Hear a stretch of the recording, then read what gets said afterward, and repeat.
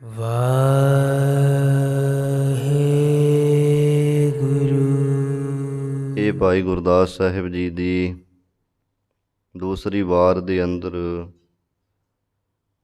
ਪਰਮਾਤਮਾ ਨੂੰ ਸਰਬ ਰੂਪ ਕਰਕੇ ਵਰਣਨ ਕਰ ਰਹੇ ਹਨ। ਕੱਲ੍ਹ ਦੀਆਂ ਪੌੜੀਆਂ ਵਿੱਚ ਆਪਾਂ ਇਹੀ ਸਰਵਣ ਕੀਤਾ। ਪਰਮਾਤਮਾ ਆਪੇ ਹਰ ਇੱਕ ਰੰਗ ਹੈ, ਆਪੇ ਬਹੁਰੰਗੀ। ਗੁਰਬਾਣੀ ਵਿੱਚ ਅਨੰਤ ਐਸੇ ਪ੍ਰਮਾਣ ਹੈ ਜਿੱਥੇ ਪਰਮਾਤਮਾ ਦੀ ਏਕਤਾ ਕਥਨ ਕੀਤੀ ਹੋਈ ਹੈ। ਸਾਰੇ ਬ੍ਰਹਿਮੰਡ ਵਿੱਚ ਮਿਲਿਆ ਹੋਇਆ ਕਥਨ ਕੀਤਾ ਹੋਇਆ ਹੈ ਕਿ ਉਹ ਪਰਮਾਤਮਾ ਕਣ ਕਣ ਵਿੱਚ ਮਿਲਿਆ ਪਿਆ ਹੈ। ਕਣ ਕਣ ਵਿੱਚ ਕਿਵੇਂ ਮਿਲਿਆ ਹੋਇਆ ਹੈ ਔਰ ਇਹ ਮਿਲਿਆ ਹੋਇਆ ਕਿਹਨਾਂ ਨੇ ਦੇਖਿਆ ਹੈ ਜਾਂ ਕਿਵੇਂ ਦਿਖਦਾ ਹੈ, ਉਹਦਾ ਕਹਿ ਲਓ ਉੱਤਰ ਭਾਈ ਗੁਰਦਾਸ ਸਾਹਿਬ ਜੀ ਇਹ ਦੂਸਰੀ ਵਾਰ ਦੇ ਅੰਦਰ ਦੇ ਰਹੇ ਹਨ। ਆਪਾਂ ਪਹਿਲਾਂ ਸੁਣ ਚੁੱਕੇ ਹਾਂ ਗੁਰਬਾਣੀ ਕੀ ਕੁੰਜੀ ਬਾਣੀ ਜੋ ਭਾਈ ਗੁਰਦਾਸ ਵਖਾਣੀ, ਜੋ ਸ੍ਰੀ ਗੁਰੂ ਗ੍ਰੰਥ ਸਾਹਿਬ ਜੀ ਦੇ ਅੰਦਰ ਗੂੜ ਸਿਧਾਂਤ ਵਾਲੇ ਕੁਝ ਸ਼ਬਦ ਨੇ ਜਿਨ੍ਹਾਂ ਦੀ ਪੜ੍ਹਿਆਂ ਸਮਝਣੀ ਪੈਂਦੀ ਹੈ। ਉਹ ਜਦੋਂ ਆਪਾਂ ਭਾਈ ਗੁਰਦਾਸ ਸਾਹਿਬ ਜੀ ਨੂੰ ਪੜ੍ਹਾਂਗੇ ਤਾਂ ਫਿਰ ਉਹ ਗੁਰਬਾਣੀ ਦੇ ਗੁੱਝੇ ਰਹੱਸ, ਗੁੱਝੇ ਭੇਦ ਖੁੱਲ੍ਹਦੇ ਜਾਂਦੇ ਹਨ। ਤਾਂ ਉਹਨਾਂ ਸ਼ਬਦਾਂ ਨੂੰ ਹੀ ਭਾਈ ਗੁਰਦਾਸ ਸਾਹਿਬ ਜੀ ਇੱਥੇ ਅਨੇਕਾਂ ਦ੍ਰਿਸ਼ਟਾਂਤ ਪ੍ਰਮਾਣ ਦੇ ਕਰਕੇ ਖੋਲ੍ਹਣ ਦਾ ਯਤਨ ਕਰ ਰਹੇ ਹਨ। ਦੂਸਰੀ ਵਾਰ ਦੀਆਂ 3 ਪੌੜੀਆਂ ਕੱਲ੍ਹ ਸੁਣੀਆਂ ਸੀ।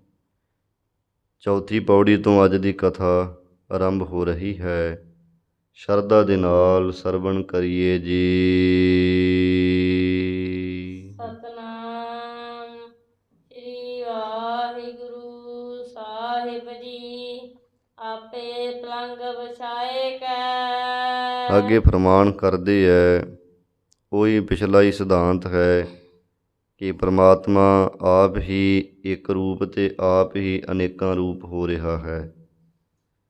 ਉਸ ਗੱਲ ਨੂੰ ਸਪਸ਼ਟ ਕਰਦਿਆਂ ਹੋਇਆਂ ਕਥਨ ਕਰਦੇ ਹੈ ਕਿ ਜਿਵੇਂ ਕੋਈ ਜੀਵ ਆਪਾਂ ਸਾਰੇ ਸ਼ਾਮ ਦੇ ਸਮੇਂ ਕੋਈ ਪਲੰਘਾ, ਕੋਈ ਮੰਜਾ ਡਾਹ ਵਿਛਾ ਕਰਕੇ ਉਹਦੇ 'ਤੇ ਚਾਦਰਾਂ ਆਦਿਕ ਵਿਛਾ ਕਰਕੇ ਆਪ ਅੰਦਰ ਸੌਂਦਾ ਤੇ ਆਪ ਭਾਈ ਅੰਦਰ ਵੜ ਕੇ ਆਪਾਂ ਸੌਂਦੇ ਹਾਂ। ਸੁਪਨਾ ਅੰਦਰ ਜਾਏ ਕੈ। ਫਿਰ ਦੇਖੋ ਜਿਹੜਾ ਜੀਵ ਸੁੱਤਾ ਹੈ ਤੇ ਸੌਣ ਤੋਂ ਬਾਅਦ ਕੀ ਸ਼ੁਰੂ ਹੁੰਦਾ ਹੈ?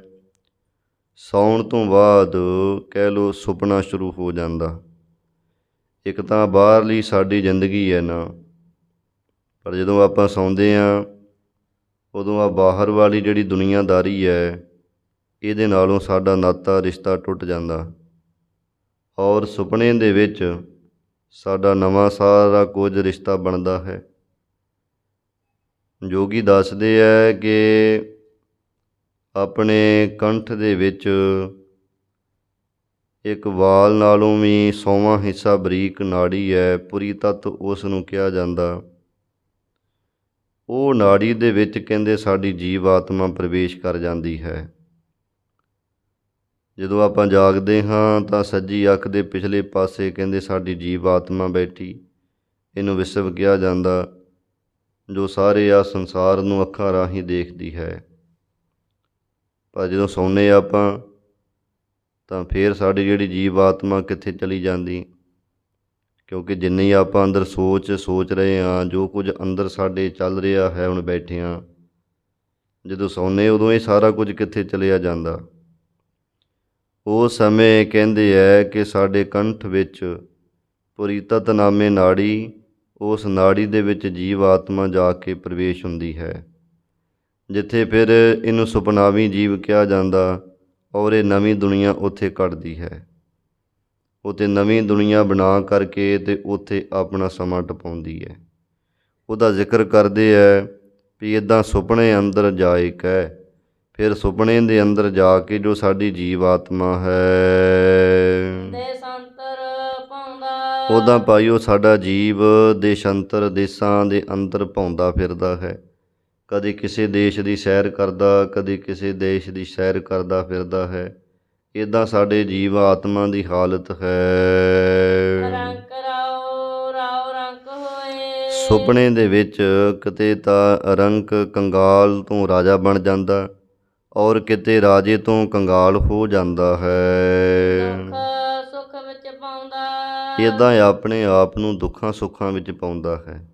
ਜਦੋਂ ਸੁਪਨੇ ਦੇ ਵਿੱਚ ਹੀ ਅਮੀਰ ਬਣ ਜਾਵੇ ਤਾਂ ਬੜਾ ਸੁਖੀ ਹੁੰਦਾ ਅਤੇ ਜਦੋਂ ਕਿਤੇ ਇਹਦਾ ਸਾਰਾ ਕੁਝ ਦੇ ਸੁਪਨੇ ਦੇ ਵਿੱਚ ਲੁੱਟਿਆ ਜਾਵੇ ਤਾਂ ਆਪਣੇ ਆਪ ਦੇ ਅੰਦਰ ਇਹ ਆਪਣੇ ਆਪ ਨੂੰ ਬੜਾ ਦੁਖੀ ਮਹਿਸੂਸ ਕਰਦਾ ਹੈ। ਔਰ ਉਹ ਸਾਰਾ ਕੁਝ ਆਪਾਂ ਆਪਣੇ ਸਰੀਰ ਦੇ ਉੱਤੇ ਦੇਖਦੇ ਵੀ ਹਾਂ ਕਿਸ ਤਰੀਕੇ ਨਾਲ ਬੰਦੇ ਦੀ ਹਾਲਤ ਹੋਈ ਹੁੰਦੀ। ਕਈ ਵਾਰੀ ਜਦੋਂ ਦੁਖੀ ਹੁੰਦਾ ਸੁਪਨੇ ਵਿੱਚ ਤਾਂ ਐਂ ਉੱਬੜ ਵਾਹੇ ਉੱਠਦਾ ਹੈ। ਬਾਕੀ ਦਾ ਪਰਿਵਾਰ ਪੁੱਛਦਾ, ਭਾਈ ਕੀ ਗੱਲ ਹੋ ਗਈ? ਉਹ ਕਹਿੰਦਾ, ਮੈਂ ਇੱਦਾਂ ਸੁਪਨੇ ਵਿੱਚ ਦੇਖਿਆ ਵੀ ਮੇਰਾ ਸਾਰਾ ਕੁਝ ਲੁੱਟਿਆ ਗਿਆ ਹੈ। ਜਿਵੇਂ ਰਾਜੇ ਜਨਕ ਦੀ ਅਤੇ ਹੋਰ ਰਾਜਿਆਂ ਦੀ ਸਾਖੀ ਆਉਂਦੀ ਹੈ। ਰਾਜਾ ਜਨਕ ਸੁੱਤਾ ਹੋਇਆ ਪਲੰਘ 'ਤੇ ਬੈਠਾ ਸੀ। ਬੈਠਿਆਂ ਬੈਠਿਆਂ ਕੁਝ ਕਹਿ ਲਓ ਨੀਂਦ ਆ ਗਈ। ਨੀਂਦ ਆਈ ਹੋਈ ਦੇ ਵਿੱਚ ਕੀ ਦੇਖਦਾ ਹੈ ਕਿ ਇਹਦੀ ਕਿਸੇ ਦੇ ਨਾਲ ਜੰਗ ਲੱਗੀ ਹੈ, ਹਾਰ ਗਿਆ, ਇਹਨੂੰ ਦੇਸ਼ ਨਿਕਾਲਾ ਦੇ ਦਿੱਤਾ ਗਿਆ। ਦੇਸ਼ ਨਿਕਾਲਾ ਦਿੱਤਾ ਹੋਇਆ ਹੈ, ਕਿਸੇ ਹੋਰ ਦੇਸ਼ ਦੇ ਵਿੱਚ ਗਿਆ। ਇਹਦੇ ਬਸਤਰ ਪਾਟੇ ਪਏ ਨੇ, ਭਿਖਾਰੀਆਂ ਵਰਗੀ ਹਾਲਤ ਹੈ, ਭੁੱਖ ਬਹੁਤ ਲੱਗੀ। ਇੱਕ ਖੇਤਰ 'ਤੇ ਕੋਈ ਖਿਚੜੀ ਦਾ ਲੰਗਰ ਲੱਗਾ ਹੈ, ਲਾਈਨ ਲੱਗੀ ਹੋਈ ਹੈ ਲੋਕਾਂ ਦੀ। ਇਹ ਵੀ ਜਾ ਕੇ ਖਲੋ ਗਿਆ ਅਤੇ ਜਦੋਂ ਇਹਦੀ ਵਾਰੀ ਆਈ ਇਹਨੇ ਹੱਥ ਕੀਤੇ ਅਤੇ ਉਹ ਵਰਤਾਵੇ ਨੇ ਕਿਹਾ ਕਿ ਭਾਈ ਖਿਚੜੀ ਬੜੀ ਗਰਮ ਹੈ, ਜਾਂ ਕੋਈ ਭਾਂਡਾ ਲੈ ਕੇ ਆ, ਉਹਦੇ ਵਿੱਚ ਇਹ ਖਿਚੜੀ ਪਾਵਾਂਗੇ।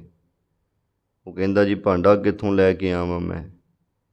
ਕਹਿੰਦੇ, ਹੋਰ ਖਿਚੜੀ ਤੇਰੇ ਮੈਂ ਇੱਦਾਂ ਮੂੰਹ 'ਤੇ ਪਾ ਦਿਆਂ? ਭਾਂਡਾ ਤਾਂ ਲਿਆਉਣਾ ਪਏਗਾ ਨਾ। ਆਓ ਸਾਹਮਣੇ ਦੇਖ ਘੁਮਿਆਰਾਂ ਦੇ ਘਰ ਹਨ, ਉਹਨਾਂ ਘਰੋਂ ਜਾ ਕੇ ਕੋਈ ਲੈ ਆ ਠੂਠਾ। ਚਲਿਆ ਗਿਆ, ਜਾ ਕੇ ਕਿਹਾ ਕਿ ਜੀ ਮੈਨੂੰ ਭੁੱਖ ਬਹੁਤ ਲੱਗੀ, ਖਿਚੜੀ ਖਾਣੀ, ਲੰਗਰ ਵਰਤ ਰਿਹਾ ਹੈ, ਜੇ ਤੁਸੀਂ ਇੱਕ ਭਾਂਡਾ ਮੈਨੂੰ ਦੇ ਦਿਓ। ਘੁਮਿਆਰ ਕਹਿੰਦੇ, ਜੀ ਲਿਆਓ ਰੁਪਈਆ ਅਤੇ ਪੈਸੇ ਦਿਓ ਤੁਸੀਂ, ਤੁਹਾਨੂੰ ਅਸੀਂ ਆ ਭਾਂਡਾ ਦੇ ਦਿੰਦੇ, ਕੋਈ ਲੈ ਜਾਓ ਵੇਖ ਕੇ। ਕਹਿੰਦੇ, ਪੈਸਾ ਮੇਥੋਂ ਕੁਝ ਨਹੀਂ ਹੈ। ਕਹਿੰਦੇ, ਜੇ ਪੈਸਾ ਹੈ ਨਹੀਂ ਹੈ ਤਾਂ ਇੱਥੇ ਤਾਂ ਸਾਰੀਆਂ ਚੀਜ਼ਾਂ ਮੁੱਲ ਵਿਕਦੀਆਂ, ਜਾ ਚਲਿਆ ਜਾ, ਇੱਥੋਂ ਮੇਰਾ ਸਮਾਂ ਖਰਾਬ ਨਾ ਕਰ।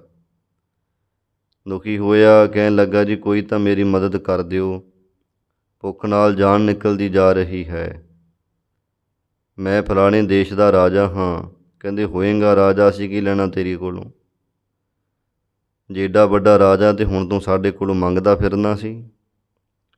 ਚਲੋ ਇੱਕ ਬੰਦੇ ਨੇ ਤਰਸ ਕਰਕੇ ਟੁੱਟਿਆ ਹੋਇਆ ਜਿਹੜਾ ਸੰਗਤ ਜੀ ਸੀ, ਉੱਥੇ ਇੱਕ ਤਰ੍ਹਾਂ ਦਾ ਚੱਪਣ ਪਿਆ ਹੋਇਆ ਸੀ, ਉਹ ਫੜਾ ਦਿੱਤਾ, ਲੈ ਕੇ ਆ ਗਿਆ। ਜਦੋਂ ਆਇਆ ਤੇ ਆਉਂਦਿਆਂ ਨੂੰ ਕਹਿੰਦੇ ਸਾਰੀ ਖਿਚੜੀ ਵਰਤ ਚੁੱਕੀ ਸੀ।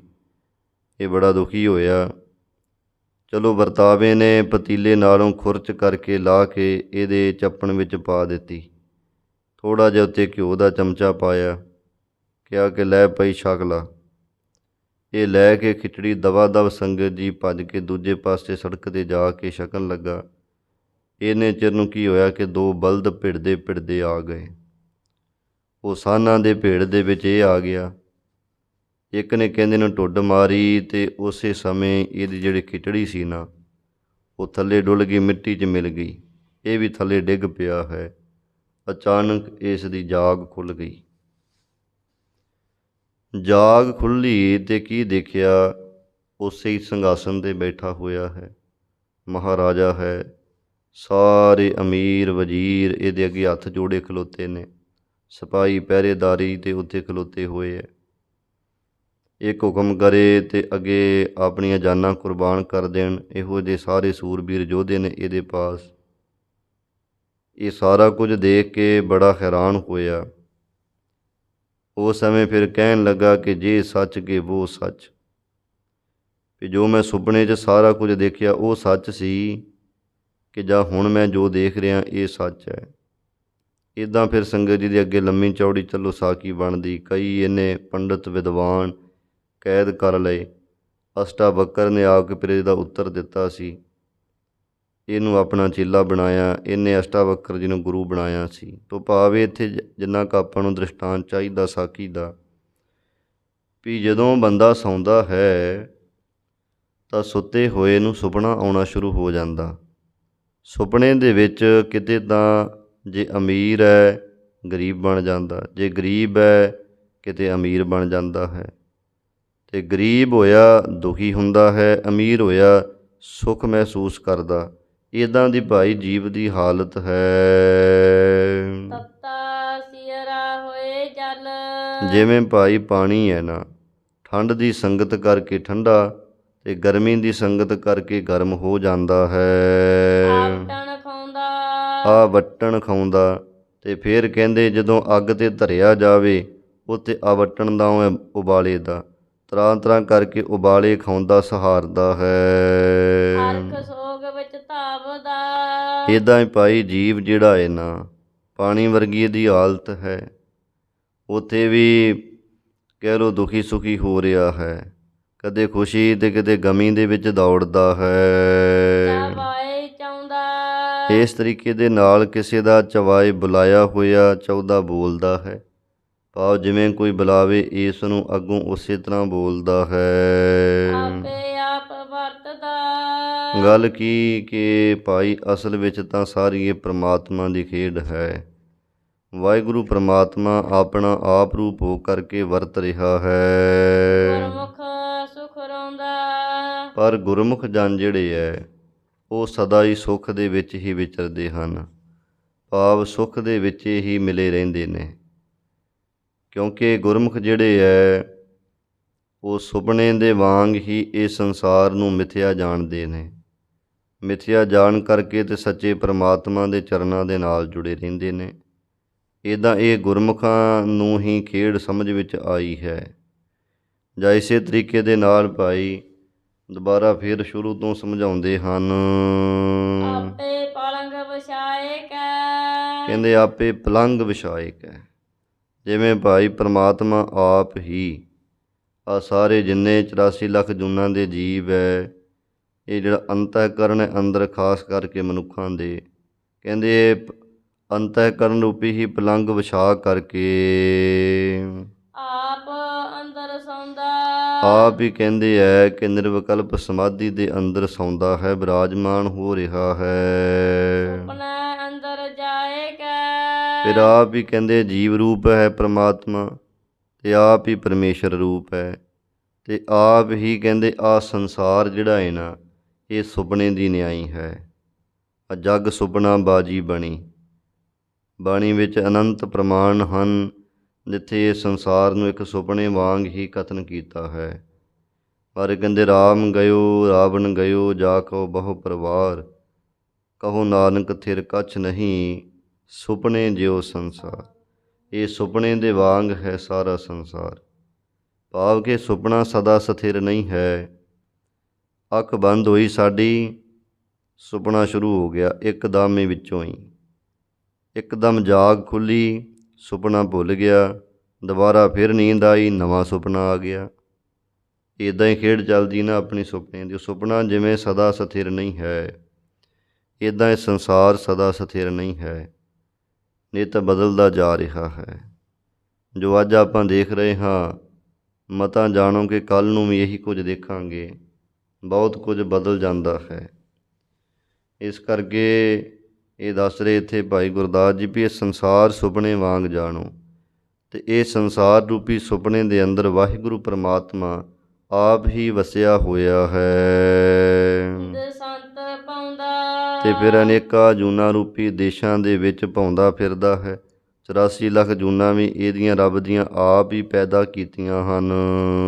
ਰੰਕ ਰਾਓ ਰਾਓ ਰੰਕ ਹੋਏ। ਆਪ ਹੀ ਤਾਂ ਕਈ ਵਾਰੀ ਬਹੁਤੇ ਜਦੋਂ ਕਹਿ ਲਓ ਕਿ ਪਾਪ ਵੱਧ ਜਾਣ ਉਸ ਸਮੇਂ ਕੰਗਾਲ ਹੋ ਜਾਂਦਾ ਹੈ, ਜਦੋਂ ਪੁੰਨ ਵੱਧ ਜਾਣ ਫਿਰ ਅਮੀਰ ਬਣ ਜਾਂਦਾ ਹੈ। ਇੱਦਾਂ ਭਾਈ ਪਾਪਾਂ ਪੁੰਨਾਂ ਦਾ ਚੱਕਰ ਚੱਲਦਾ ਰਹਿੰਦਾ ਜੀਵ ਦਾ।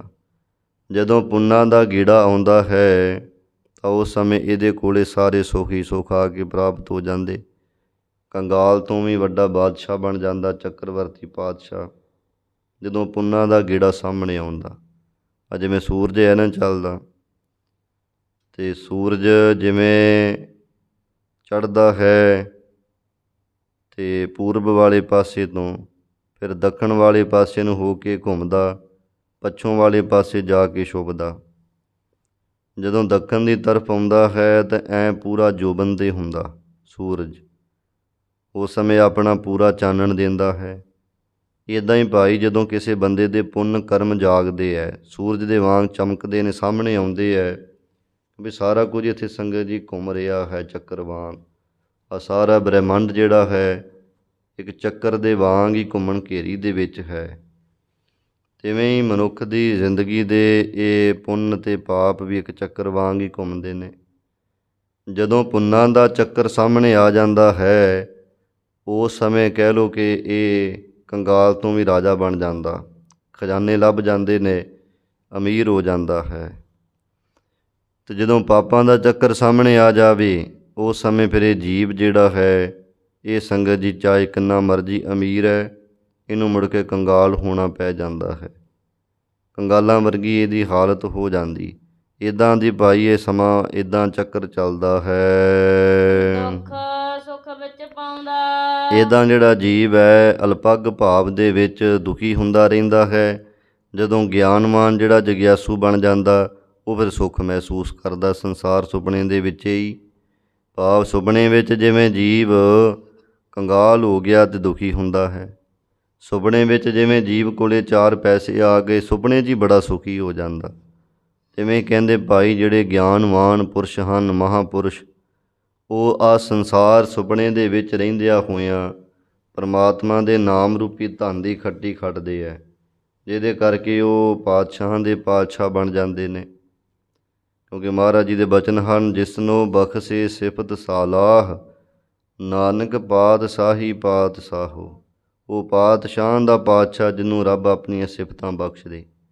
ਇੱਦਾਂ ਇਹ ਸੰਸਾਰ ਸਮੁੰਦਰ ਦੇ ਅੰਦਰ ਜਿਹੜੇ ਪਰਮਾਤਮਾ ਦੀ ਬੰਦਗੀ 'ਚ ਰੰਗੇ ਹੋਏ ਨੇ ਸਾਧੂ ਸੰਤ ਜਨ ਗੁਰਮੁਖ ਪਿਆਰੇ, ਉਹ ਭਾਈ ਨਾਮ ਦੀ ਖੱਟੀ ਖੱਟ ਕੇ ਅਤੇ ਇੱਥੇ ਬੜੇ ਸੁਖੀ ਹੁੰਦੇ ਹੈ। ਦੂਜੇ ਪਾਸੇ ਜਿਹੜਾ ਅਲਪੱਗ ਜੀਵ ਹੈ, ਮਨਮੁਖ ਜੀਵ ਹੈ, ਉਹ ਨਾਮ ਦੀ ਖੱਟੀ ਤਾਂ ਖੱਟਦਾ ਨਹੀਂ ਹੈ, ਪਾਪ ਬਹੁਤੇ ਕਰਦਾ ਹੈ, ਜਿਸ ਕਾਰਨ ਉਹਦੇ ਕੋਲ ਜਿਹੜੇ ਕੋਈ ਪੁੰਨ ਕਰਮ ਸੀ ਉਹ ਵੀ ਨਾਸ ਹੋ ਜਾਂਦੇ, ਤਾਂ ਪਾਪਾਂ ਦੇ ਬਹੁਤਿਆਂ ਵਧਣੇ ਕਰਕੇ ਬੜਾ ਦੁਖੀ ਹੁੰਦਾ ਹੈ। ਤੱਤਾ ਸਿਰਾ ਹੋਏ ਜਲ, ਉਦਾਹਰਨ ਦਿੰਦੇ ਜਿਵੇਂ ਪਾਣੀ ਜਿਹੜਾ ਹੈ ਜੇ ਅੱਗ ਦੀ ਸੰਗਤ ਕਰੇ ਤਾਂ ਤੱਤਾ ਹੋ ਜਾਂਦਾ, ਅਤੇ ਜੇ ਪਾਣੀ ਠੰਡ ਦੀ ਸੰਗਤ ਕਰੇ ਤਾਂ ਠੰਡਾ ਹੋ ਜਾਂਦਾ ਹੈ। ਭਾਵ ਜੇਕਰ ਬਰਫ਼ ਦੇ ਨੇੜੇ ਲਿਆਈਏ ਪਾਣੀ ਨੂੰ ਤਾਂ ਪਾਣੀ ਠੰਡਾ ਹੋ ਜਾਂਦਾ, ਜੰਮਣਾ ਸ਼ੁਰੂ ਹੋ ਜਾਵੇਗਾ, ਅਤੇ ਜੇ ਪਾਣੀ ਨੂੰ ਅੱਗ ਦੇ ਨੇੜੇ ਲੈ ਕੇ ਜਾਈਏ ਤਾਂ ਪਾਣੀ ਉੱਥੇ ਉਬਲਣ ਲੱਗ ਪੈਂਦਾ ਹੈ, ਤੱਤਾ ਹੋ ਜਾਂਦਾ ਹੈ।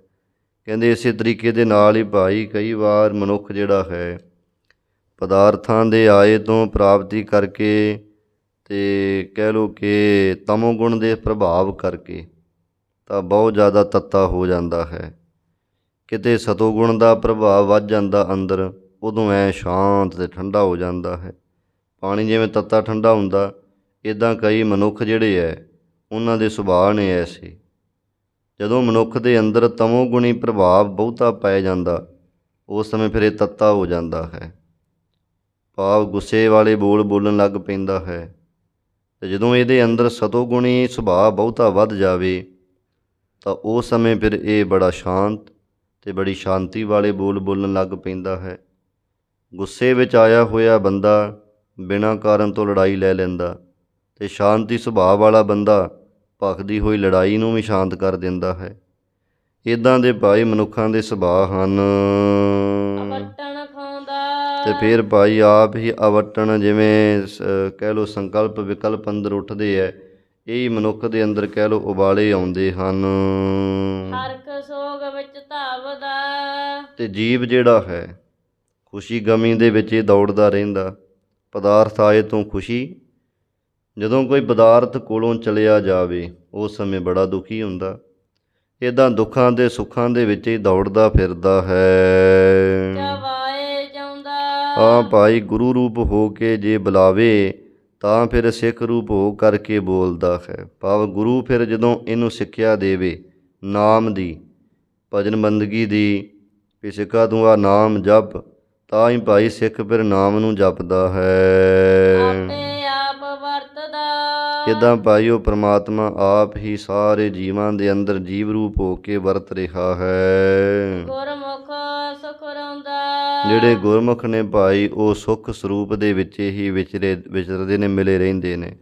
ਜਾਂ ਗੁਰਮੁਖ ਜਨ ਜਿਹੜੇ ਹੈ ਉਹ ਪ੍ਰਮਾਤਮਾ ਦੇ ਨਾਮ ਨੂੰ ਉਚਾਰਨ ਕਰਦੇ ਹੋਏ ਸਦਾ ਸੁੱਖ ਦੇ ਵਿੱਚ ਹੀ ਮਿਲੇ ਰਹਿੰਦੇ ਨੇ। ਇੱਦਾਂ ਪ੍ਰਮਾਤਮਾ ਨੂੰ ਸਰਬ ਰੂਪ ਕਰਕੇ ਨਿਸ਼ਚੇ ਕਰਦੇ ਨੇ ਅਤੇ ਸਦਾ ਹੀ ਸੁਖੀ ਹੋ ਜਾਂਦੇ ਨੇ ਗੁਰਮੁਖ ਸੁਭਾਅ ਵਾਲੇ ਮਨੁੱਖ। ਸੰਸਰ ਬਰਸੈ ਸਵਾਂਤ ਬੂੰਦ ਅੱਗੇ ਹੋਰ ਉਦਾਹਰਨ ਦੇ ਕਰਕੇ ਪ੍ਰਮਾਤਮਾ ਦੀ ਕਰਦੇ ਨੇ ਵਿਚਾਰ ਕਿ ਪ੍ਰਮਾਤਮਾ ਸਰਬੀ ਰੰਗੀ ਰੂਪੀ ਤੂੰ ਹੈ। ਸਾਰੇ ਰੰਗਾਂ ਰੂਪਾਂ ਦੇ ਵਿੱਚ ਵਾਹਿਗੁਰੂ ਪ੍ਰਮਾਤਮਾ ਵਰਤ ਰਿਹਾ ਹੈ। ਕਿਵੇਂ ਵਰਤ ਰਿਹਾ ਹੈ ਉਹ ਉਦਾਹਰਨਾਂ ਦੇ ਕਰਕੇ ਇੱਥੇ ਸਮਝਾ ਰਹੇ ਹਨ। ਹੁਣ ਇੱਕ ਸਵੰਤੀ ਬੂੰਦ ਹੁੰਦੀ ਸਾਧ ਸੰਗਤ ਜੀ, ਜਦੋਂ ਮੀਂਹ ਪੈਂਦੇ ਹੈ ਨਾ ਤਾਂ ਕਹਿੰਦੇ ਹੈ ਕਿ ਮੀਂਹ ਪੈਣ ਦੇ ਨਾਲ ਵਿੱਚੋਂ ਇੱਕ ਬੂੰਦ ਡਿੱਗਦੀ ਹੈ, ਉਹਨੂੰ ਸਵੰਤੀ ਬੂੰਦ ਕਹਿ ਦਿੱਤਾ ਜਾਂਦਾ। ਜੋ ਸਵਾਂਤ ਨਛੱਤਰ ਚੜ੍ਹਿਆ ਹੋਵੇ ਉਹਦੇ ਵਿੱਚ ਬੱਦਲ ਦੀ ਵਰੀ ਹੋਈ ਬੂੰਦ ਜਿਹੜੀ ਹੈ ਉਹਨੂੰ ਸਵੰਤੀ ਬੂੰਦ ਕਹਿ ਦਿੰਦੇ। ਇਹ ਜਿਹੜੀ ਸਵੰਤੀ ਬੂੰਦ ਹੈ ਨਾ ਇਹਦੇ ਵਿੱਚ ਬੜੇ ਗੁਣ ਮੰਨੇ ਹੋਏ ਹਨ ਵਿਦਵਾਨਾਂ ਨੇ। ਤੋ ਭਾਈ ਗੁਰਦਾਸ ਜੀ ਉਹਦੇ ਕੁਝ ਗੁਣ ਇੱਥੇ ਕਥਨ ਕਰਕੇ ਪਰਮਾਤਮਾ ਦੀ ਗੱਲ ਸਮਝਾਉਂਦੇ ਹਨ, ਸਤ ਸੰਗਤ ਦੀ ਵਡਿਆਈ ਕਰਨਗੇ।